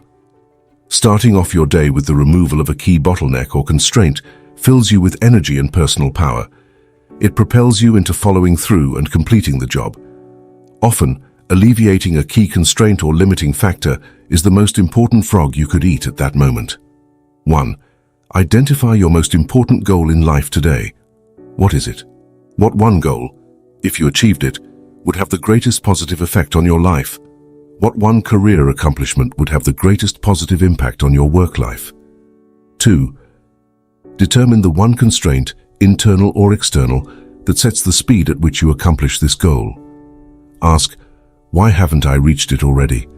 What is it in me that is holding me back? Whatever your answers, take action immediately. Do something, do anything but get started. Chapter 13. Put the pressure on yourself. The world is full of people who are waiting for someone to come along and motivate them to be the kind of people they wish they could be. The problem is that no one is coming to the rescue. These people are waiting for a bus on a street where no buses pass. If they don't take charge of their lives and put the pressure on themselves, they can end up waiting forever. And that is what most people do. Only about 2% of people can work entirely without supervision. We call these people leaders. This is the kind of person you are meant to be, and that you can be, if you decide to be. To reach your full potential, you must form the habit of putting the pressure on yourself and not waiting for someone else to come along and do it for you. You must choose your own frogs and then make yourself eat them in their order of importance. Lead the field. See yourself as a role model. Raise the bar on yourself. The standards you set for your own work and behavior should be higher than anyone else could set for you. Make a game of starting a little earlier, working a little harder, and staying a little later. Always look for ways to go the extra mile, to do more than you are paid for. Your self-esteem has been defined by psychologist Nathaniel Branden as the reputation you have with yourself. You build up or pull down your reputation with yourself with everything you do or fail to do. The good news is that you feel better about yourself whenever you push yourself to do your best. You increase your self-esteem whenever you go beyond the point where the average person would normally quit. Create imaginary deadlines. One of the best ways for you to overcome procrastination and get more things done faster is by working as though you had only one day to get your most important jobs done. Imagine each day that you have just received an emergency message and that you will have to leave town tomorrow for a month. If you had to leave town for a month, what would you make absolutely sure that you got done before you left? Whatever your answer, go to work on that task right now. Another way to put pressure on yourself is to imagine that you just received an all-expenses-paid vacation at a beautiful resort as a prize, but you will have to leave tomorrow morning on the vacation, or it will be given to someone else. What would you be determined to finish before you left so that you could take that vacation? Whatever it is, start on that one job immediately. Successful people continually put the pressure on themselves to perform at high levels. Unsuccessful people have to be instructed and pressured by others. By putting the pressure on yourself, you will accomplish more tasks better and faster than ever. You will become a high-performance, high-achieving personality. You will feel terrific about yourself, and bit by bit you will build the habit of rapid task completion that will then go on to serve you all the days of your life. 1. Set deadlines and sub-deadlines on every task and activity. Create your own forcing system. Raise the bar on yourself and don't let yourself off the hook. Once you've set yourself a deadline, stick to it and even try to beat it. 2. Write out every step of a major job or project before you begin. Determine how many minutes and hours you will require to complete each phase. Then race against your own clock. Beat your own deadlines. Make it a game and resolve to win. Chapter 14. Motivate yourself into action. To perform at your best, you must become your own personal cheerleader. You must develop a routine of coaching yourself and encouraging yourself to play at the top of your game. Most of your emotions, positive or negative, are determined by how you talk to yourself on a minute-to-minute basis. It is not what happens to you, but the way that you interpret the things that are happening to you that determines how you feel. Your version of events largely determines whether these events motivate or demotivate you, whether they energize or de-energize you. To keep yourself motivated, you must resolve to become a complete optimist. You must decide to respond positively to the words, actions and reactions of the people and situations around you. You must refuse to let the unavoidable difficulties and setbacks of daily life affect your mood or emotions. Control your inner dialogue. Your level of self-esteem, how much you like and respect yourself, is central to your levels of motivation and persistence. You should talk to yourself positively all the time to boost your self-esteem. Say, I like myself, over and over until you begin to believe it and behave like a person with a high-performance personality. To keep yourself motivated and to overcome feelings of doubt or fear, continually tell yourself, I can do it, I can do it. When people ask you how you are, always tell them, I feel terrific. No matter how you really feel at the moment or what is happening in your life, resolve to remain cheerful and upbeat. As Viktor Frankl wrote in his best-selling book, Man's Search for Meaning, the last of the human freedoms is to choose one's attitude in any given set of circumstances. Refuse to complain about your problems. Keep them to yourself.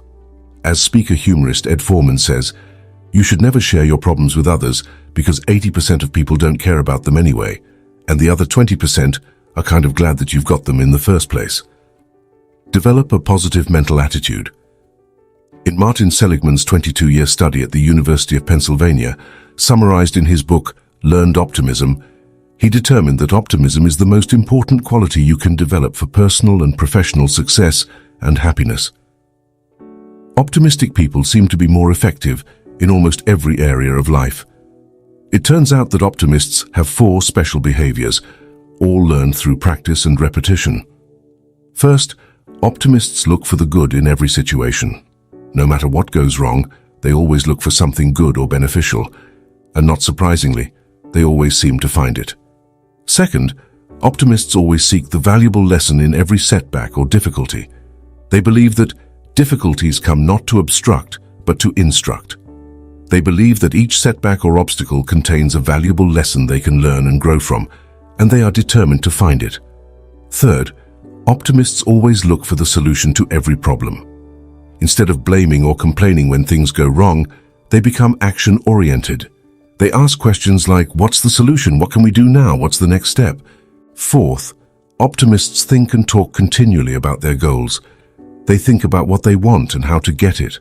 They think and talk about the future and where they are going rather than the past and where they came from. They are always looking forward rather than backward. When you continually visualize your goals and ideals and talk to yourself in a positive way, you feel more focused and energized. You feel more confident and creative.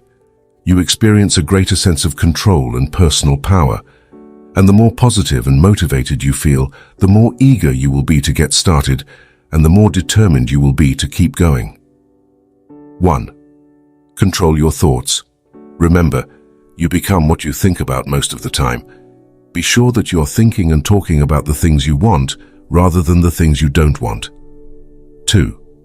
Keep your mind positive by accepting complete responsibility for yourself and for everything that happens to you.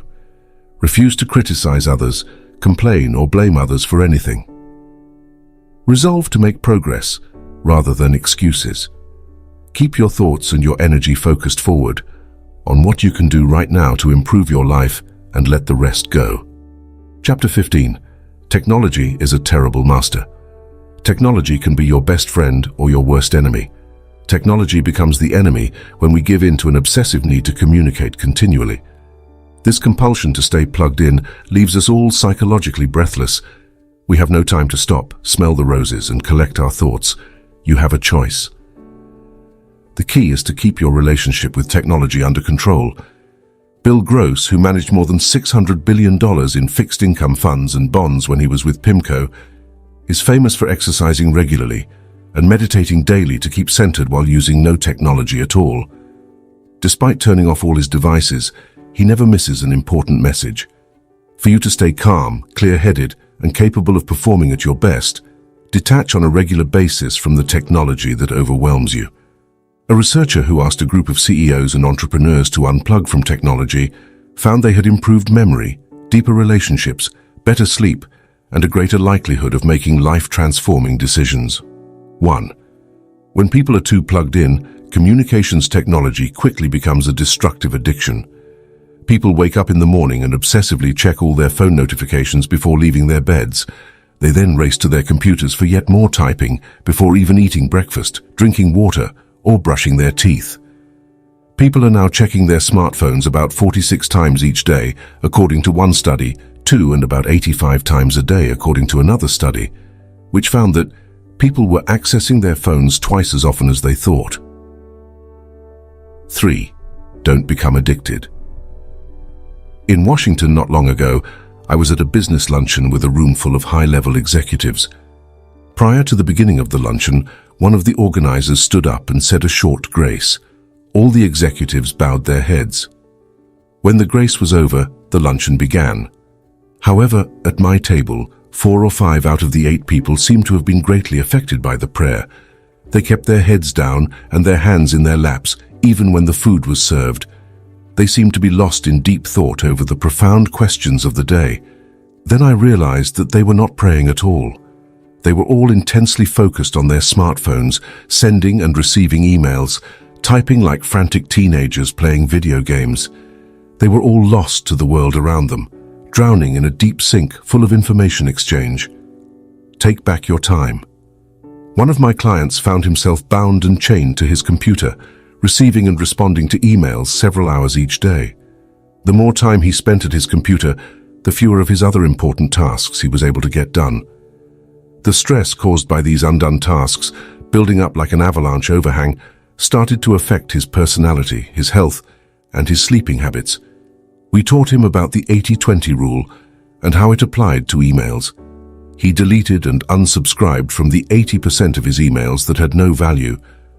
Of the remaining 20%, only 4% required immediate responses. The other 16% could be transferred to an action folder to be worked on later. Refuse to be a slave. Unchain yourself from your computer. Unsubscribe from all unwanted newsletters. Set up an autoresponder that says, "I check my email only twice per day. I will reply as soon as possible. If this is an emergency, phone this number."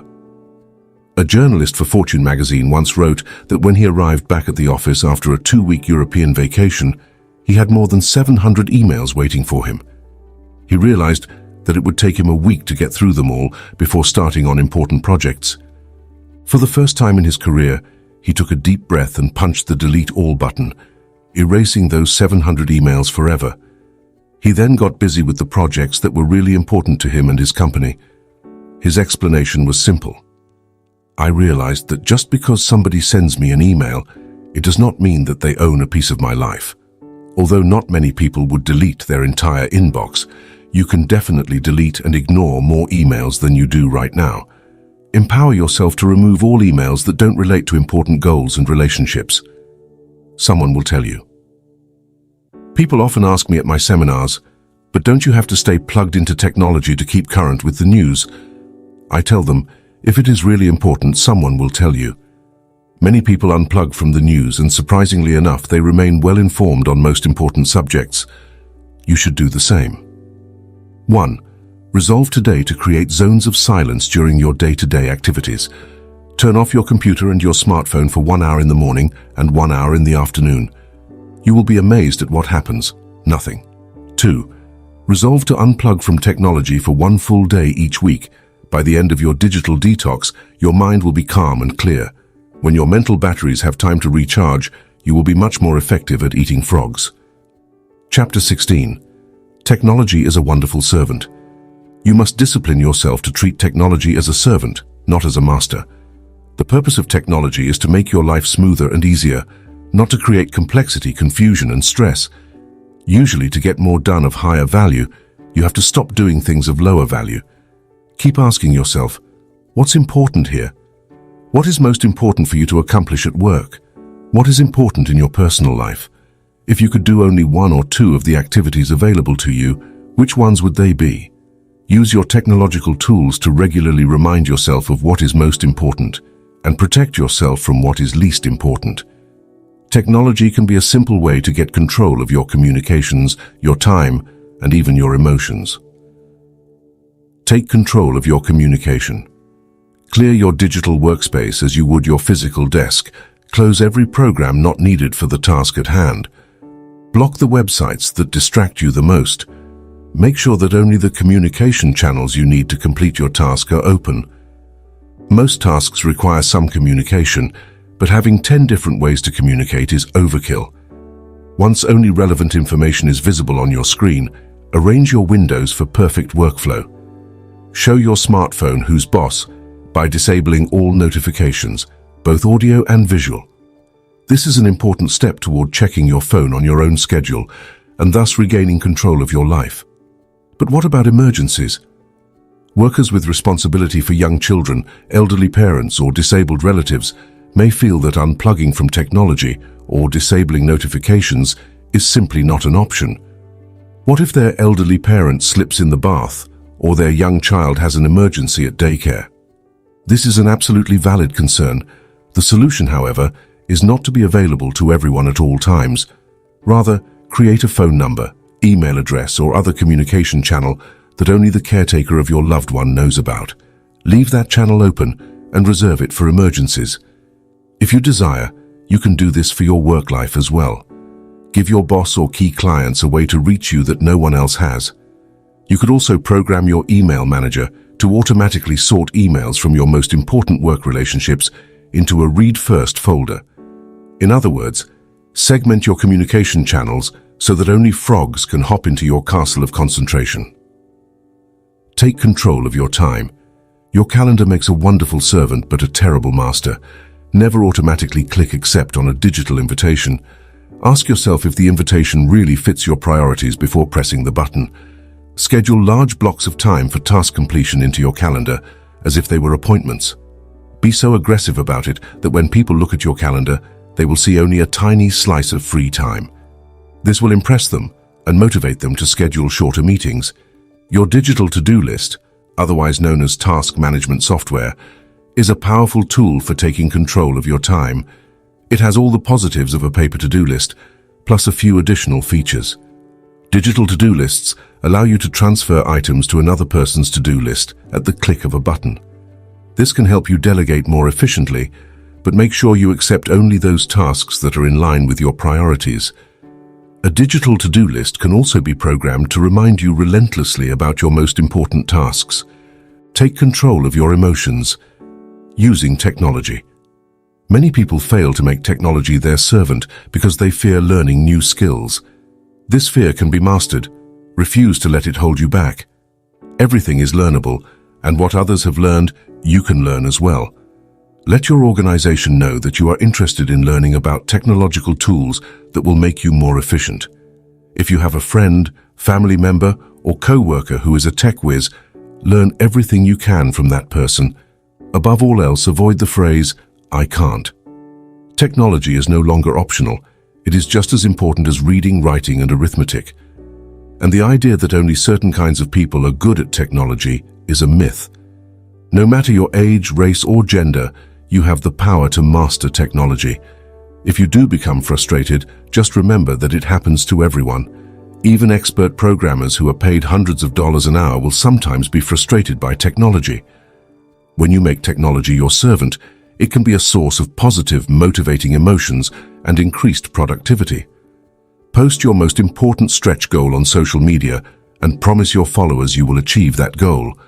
Update them daily on your progress so that if you skip a day or slack off, everyone will know. Posting on social media about your progress is a great way to reward yourself for making headway on long-term projects. When the payoff is far in the future, it can be hard to stay motivated, so getting likes or hearts from your followers on your daily updates can be a way to achieve a mini payoff. You can even seek out people in your field on social media and compete with them to see who can eat the most frogs. For example, many novelists like to share their daily word counts on Twitter so they can see who in their social circle is the fastest and most productive writer and who gives in to procrastination. Stop being enslaved by social media and make it work for you instead. It's simple. Instead of posting something trite, post about your life goals and seek the social support to conquer them. 1. Resolve today to turn off all notifications except for your emergency channels. Create special areas in your digital life for your most important tasks. 2. Resolve to research and install one piece of software or one app that will help you be more efficient and focused.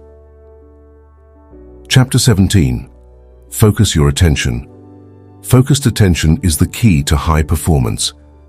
The attraction of distraction, the lure of electronic and other interruptions, leads to diffused attention, a wandering mind, a lack of focus, and ultimately, underachievement and failure. Current research proves that continuously responding and reacting to emails, telephone calls and texts, and instant messages IM, has a negative effect on your brain, shortening your attention span and making it difficult, if not impossible, for you to complete the tasks upon which your future and your success depend. 1. Developing an addiction. When you check your email first thing in the morning, or when you respond to the bell or other sound that indicates an incoming email or message, your brain releases a tiny shot of dopamine. This shot gives you a pleasant buzz. It stimulates your curiosity and causes you to react and respond immediately. You instantly forget whatever else you were doing and turn your full attention to the new message. Like the sound of bells ringing when you win while playing a slot machine, the sound of the email or IM triggers the reaction of, "What did I win?" You immediately stop your work to find out what your prize is. When you start your day with a few shots of dopamine triggered by your email or IM bell going off, you find it extremely difficult to pay close attention to your important tasks for the rest of the day. The multitasking illusion. Some people believe that they can engage in multitasking, going back and forth between emails and important tasks, but people can focus only on one thing at a time. What they are really doing is called task shifting. They are shifting their attention back and forth, like swinging a searchlight from one object to another. After an internet interruption, it takes about 17 minutes for you to shift your total attention back to your task and continue working. This is precisely why so many people today are working harder and harder, shifting from email interruptions to work and back again all day long and getting less and less accomplished. They also make more mistakes. The proven solutions. The solutions are simple and are being adopted by the most productive people in every industry. First, don't check your email in the morning and immediately trigger the all-day dopamine addiction. Leave your devices off. Second, if you must check your email for any reason, get in and out fast and get back to work. Turn off the sound on your computer and put your phone on vibrate. Stop the stimulations that trigger the flow of dopamine and lead to continuous interruptions. Finally, resolve to check your email only twice a day, at 11 a.m. and 3 p.m., and then turn it off again each time. Provide a telephone number where someone can reach you in an emergency. Whenever you are in a meeting with one or more people, follow the same protocol. Leave electronic devices off. Never insult the persons you are meeting with by working on your laptop or answering your phone. Pay 100% attention to the other people. This applies at home as well. Double your productivity. Here is a simple way to double your productivity. First, plan each day in advance, select your most important task, and then start on that task first thing, before you do anything else. Second, work non-stop for 90 minutes with no diversion or distraction, and then give yourself a 15-minute break. Third, start again and work another 90 minutes flat out. Finally, after this 3-hour work period, you can then reward yourself with a shot of dopamine by checking your email. When you develop the habit of completing 3 hours of important work each morning, first thing, you will both double your productivity and break yourself of the habit of checking your email all day long. You will regain full control of your life. 1. Keep your goals of success and high productivity in mind. Before you do anything, ask yourself, is this helping me achieve one of my most important goals, or is this just a distraction? 2. Refuse to become a slave to the bells and whistles that distract you from completing those tasks that can make a real difference in your life. Leave your devices off. Chapter 18. Slice and dice the task. A major reason for procrastinating on big important tasks is that they appear so large and formidable when you first approach them. One technique that you can use to cut a big task down to size is the salami slice method of getting work done. With this method, you lay out the task in detail, writing down every step in order, and then resolve to do just one slice of the job for the time being, like eating a roll of salami one slice at a time, or like eating an elephant one bite at a time. Psychologically, you will find it easier to do a single small piece of a large project than to start on the whole job. Often, once you have started and completed a single part of the job, you will feel like doing just one more slice. Soon, you will find yourself working through the job one part at a time, and before you know it, the job will be completed. Develop a compulsion to closure. An important point to remember is that you have deep within you an urge to completion, or what is often referred to as a compulsion to closure. This means that you actually feel happier and more powerful when you start and complete a task of any kind. You satisfy a deep subconscious need to bring finality to a job or project. This sense of completion or closure motivates you to start the next task or project, and then to persist toward final completion. This act of completion triggers the release of endorphins in your brain, mentioned earlier. And the bigger the task you start and complete, the better and more elated you feel. The bigger the frog you eat, the greater the surge of personal power and energy you experience. When you start and finish a small piece of a task, you feel motivated to start and finish another part, then another, and so on. Each small step forward energizes you. You soon develop an inner drive that motivates you to carry through to completion. Swiss cheese your tasks. Another technique you can use is called the Swiss cheese method of working. You use this technique to get yourself into gear by resolving to punch a hole in the task, like a hole in a block of Swiss cheese. You Swiss cheese a task when you resolve to work for a specific time period on it. This may be as little as 5 or 10 minutes, after which you will stop and do something else. You'll just take one bite of your frog and then rest or do something else. The power of this method is similar to that of the salami slice method. Once you start working, you develop a sense of forward momentum and a feeling of accomplishment. You become energized and enthusiastic. You feel yourself internally motivated and propelled to keep going until the task is complete. You should try the salami slice or the Swiss cheese method on any task that seems overwhelming when you approach it for the first time. You will be amazed at how helpful each technique is in overcoming procrastination. I have several friends who have become best-selling authors by simply resolving to write one page or even one paragraph per day until the book was completed. And you can do the same. 1. Put the salami slice or Swiss cheese technique into action immediately to get started on a large, complex, multitask job that you've been putting off. 2. Become action-oriented. A common quality of high performers is that when they hear a good idea, they take action on it immediately. Don't delay. Try it today. Chapter 19. Create large chunks of time.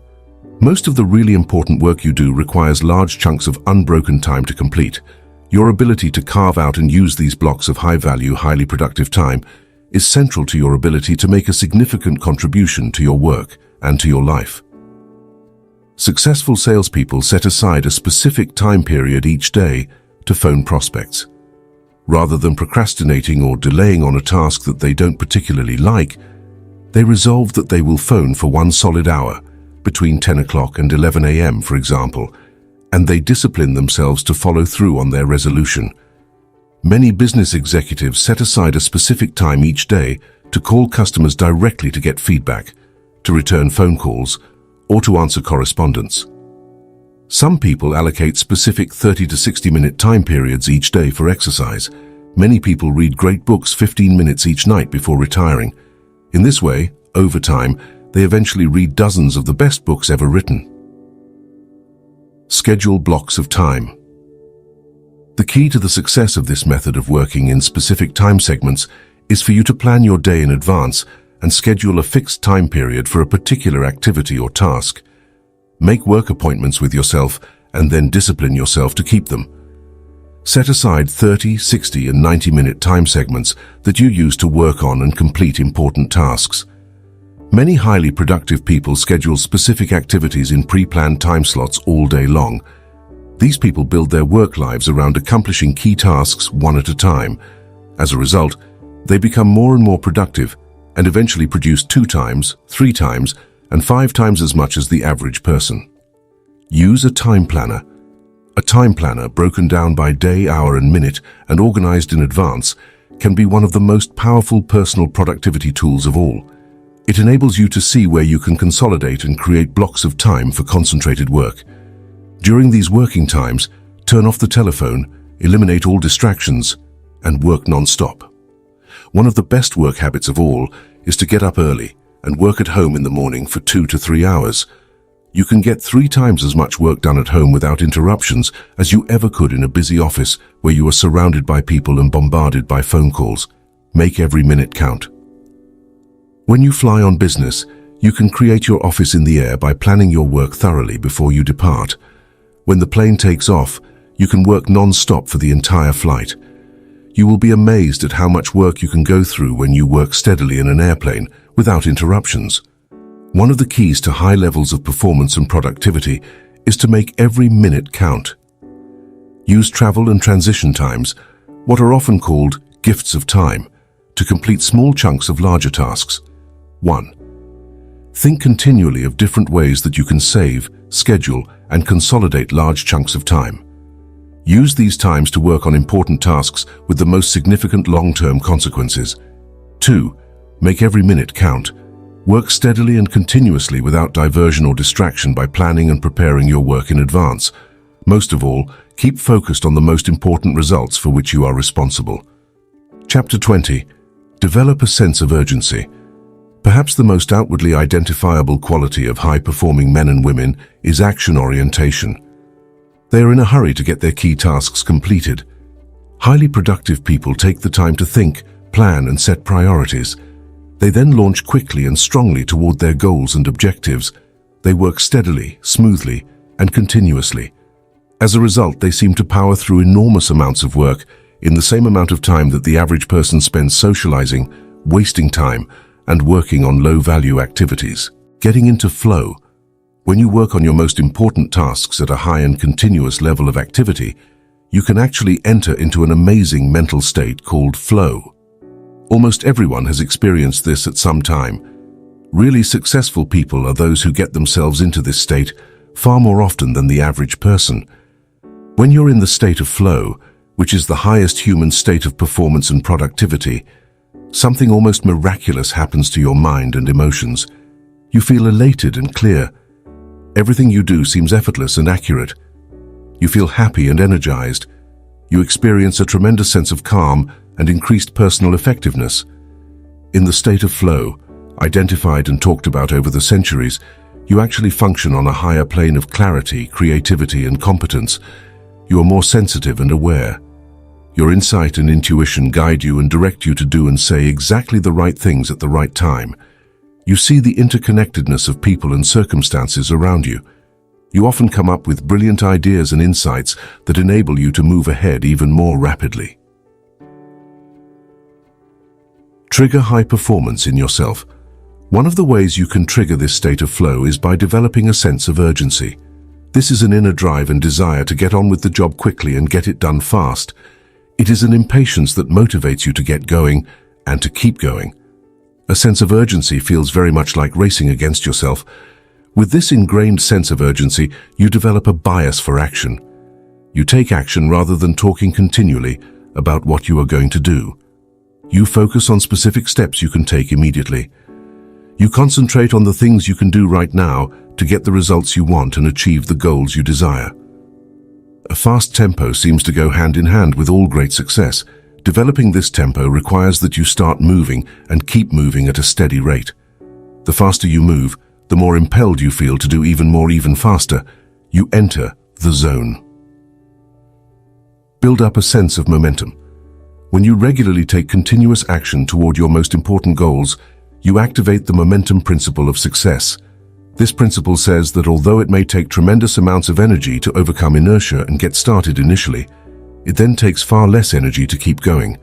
The good news is that the faster you move, the more energy you have. The faster you move, the more you get done and the more effective you feel. The faster you move, the more experience you get and the more you learn. The faster you move, the more competent and capable you become at your work. A sense of urgency shifts you automatically onto the fast track in your career. The faster you work and the more you get done, the higher will be your levels of self-esteem, self-respect, and personal pride. You will feel in complete control of your life and your work. Do it now. One of the simplest and yet most powerful ways to get yourself started is to repeat the words, "Do it now, do it now, do it now," over and over to yourself. If you feel yourself slowing down or becoming distracted by conversations or low-value activities, repeat to yourself the words, "Back to work, back to work, back to work," over and over. In the final analysis, nothing will help you more in your career than for you to get the reputation for being the kind of person who gets important work done quickly and well. This reputation will make you one of the most valuable and respected people in your field. 1. Resolve today to develop a sense of urgency in everything you do. Select one area where you have a tendency to procrastinate and make a decision to develop the habit of fast action in that area. 2. When you see an opportunity or a problem, take action on it immediately. When you are given a task or responsibility, take care of it quickly and report back fast. Move rapidly in every important area of your life. You will be amazed at how much better you feel and how much more you get done. Chapter 21. Single-handle every task. Eat that frog. Every bit of planning, prioritizing, and organizing comes down to this simple concept. Every great achievement of humankind has been preceded by a long period of hard, concentrated work until the job was done. Your ability to select your most important task, to begin it, and then to concentrate on it single-mindedly until it is complete, is the key to high levels of performance and personal productivity. Once you get going, keep going. Single-handling requires that once you begin, you keep working at the task without diversion or distraction until the job is 100% complete. You keep urging yourself onward by repeating the words "back to work" over and over whenever you are tempted to stop or do something else. By concentrating single-mindedly on your most important task, you can reduce the time required to complete it by 50% or more. It has been estimated that the tendency to start and stop a task to pick it up, put it down, and come back to it can increase the time necessary to complete the task by as much as 500%. Each time you return to the task, you have to familiarize yourself with where you were when you stopped and what you still have to do. You have to overcome inertia and get yourself going again. You have to develop momentum and get into a productive work rhythm. But when you prepare thoroughly and then begin, refusing to stop or turn aside until the job is done, you develop energy, enthusiasm, and motivation. You get better and better and more productive. You work faster and more effectively. Don't waste time. The truth is that once you have decided on your number one task, anything else that you do other than that is a relative waste of time. Any other activity is just not as valuable or as important as this job based on your own priorities. The more you discipline yourself to working non-stop on a single task, the more you progress along the efficiency curve. You get more and more high-quality work done in less and less time. Each time you stop working, however, you break this cycle and move back along the curve to where every part of the task is more difficult and time-consuming. Self-discipline is the key. Elbert Hubbard defined self-discipline as the ability to make yourself do what you should do, when you should do it, whether you feel like it or not. In the final analysis, success in any area requires tons of discipline. Self-discipline, self-mastery, and self-control are the basic building blocks of both character and high performance. Starting a high-priority task and persisting with that task until it is 100% complete is the true test of your character, your willpower, and your resolve. Persistence is actually self-discipline in action. The good news is that the more you discipline yourself to persist on a major task, the more you like and respect yourself, and the higher is your self-esteem. And the more you like and respect yourself, the easier it is for you to discipline yourself to persist even more. By focusing clearly on your most valuable task and concentrating single-mindedly until it is 100% complete, you actually shape and mold your own character. You become a superior person. You feel stronger, more competent, more confident, and happier. You feel more powerful and productive. You eventually feel capable of setting and achieving any goal. You become the master of your own destiny. You place yourself on an ascending spiral of personal effectiveness on which your future is absolutely guaranteed. And the key to all of this is for you to determine the most valuable and important thing you could possibly do at every single moment, and then eat that frog one. Take action. Resolve today to select the most important task or project that you could complete, and then launch into it immediately. 2. Once you start your most important task, discipline yourself to persevere without diversion or distraction until it is 100% complete. See it as a test to determine whether you are the kind of person who can make a decision to complete something and then carry it out. Once you begin, refuse to stop until the job is finished. Conclusion: putting it all together. The key to happiness, satisfaction, great success, and a wonderful feeling of personal power and effectiveness is for you to develop the habit of eating your frog first thing every day when you start work. Fortunately, this is a learnable skill that you can acquire through repetition. And when you develop the habit of starting on your most important task before anything else, your success is assured. Here is a summary of the 21 great ways to stop procrastinating and get more things done faster. Review these rules and principles regularly until they become firmly ingrained in your thinking and actions, and your future will be guaranteed. 1. Set the table. Decide exactly what you want. Clarity is essential. Write out your goals and objectives before you begin. 2. Plan every day in advance. Think on paper. Every minute you spend in planning can save you 5 or 10 minutes in execution. 3. Apply the 80-20 rule to everything. 20% of your activities will account for 80% of your results. Always concentrate your efforts on that top 20%. 4. Consider the consequences. Your most important tasks and priorities are those that can have the most serious consequences, positive or negative, on your life or work. Focus on these above all else. 5. Practice creative procrastination. Since you can't do everything, you must learn to deliberately put off those tasks that are of low value so that you have enough time to do the few things that really count. 6. Use the ABCDE method continually. Before you begin work on a list of tasks, take a few moments to organize them by value and priority so you can be sure of working on your most important activities. 7. Focus on key result areas. Identify those results that you absolutely positively have to get to do your job well and work on them all day long. 8. Apply the law of 3. Identify the 3 things you do in your work that account for 90% of your contribution and focus on getting them done before anything else. You will then have more time for your family and personal life. 9. Prepare thoroughly before you begin. Have everything you need at hand before you start. Assemble all the papers, information, tools, work materials, and numbers you might require so that you can get started and keep going. 10. Take it one oil barrel at a time. You can accomplish the biggest and most complicated job if you just complete it one step at a time. 11. Upgrade your key skills. The more knowledgeable and skilled you become at your key tasks, the faster you start them and the sooner you get them done. Determine exactly what it is that you are very good at doing, or could be very good at, and throw your whole heart into doing those specific things very, very well. 12. Identify your key constraints. Determine the bottlenecks or choke points, internal or external, that set the speed at which you achieve your most important goals, and focus on alleviating them. 13. Put the pressure on yourself.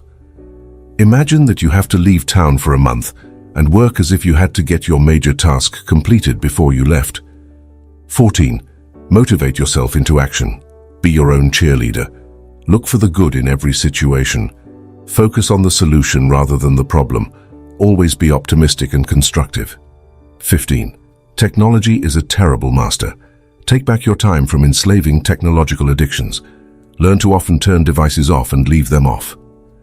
16. Technology is a wonderful servant. Use your technological tools to confront yourself with what is most important and protect yourself from what is least important. 17. Focus your attention. Stop the interruptions and distractions that interfere with completing your most important tasks. 18. Slice and dice the task. Break large, complex tasks down into bite-sized pieces and then do just one small part of the task to get started. 19. Create large chunks of time. Organize your days around large blocks of time so you can concentrate for extended periods on your most important tasks. 20. Develop a sense of urgency. Make a habit of moving fast on your key tasks. Become known as a person who does things quickly and well. 21. Single-handle every task. Set clear priorities. Start immediately on your most important task and then work without stopping until the job is 100% complete. This is the real key to high performance and maximum personal productivity. Make a decision to practice these principles every day until they become second nature to you. With these habits of personal management as a permanent part of your personality, your future success will be unlimited. Just do it. Eat that frog. Thank you for listening. Eat That Frog by Brian Tracy. Remember, taking action is the key to success, so go ahead and start eating that frog today. If you found these tips helpful, don't forget to give this video a thumbs up and subscribe to our channel for more content on personal development and book summaries. Let us know your favorite technique in the comments below. Keep learning, Keep growing, and we'll see you in the next video.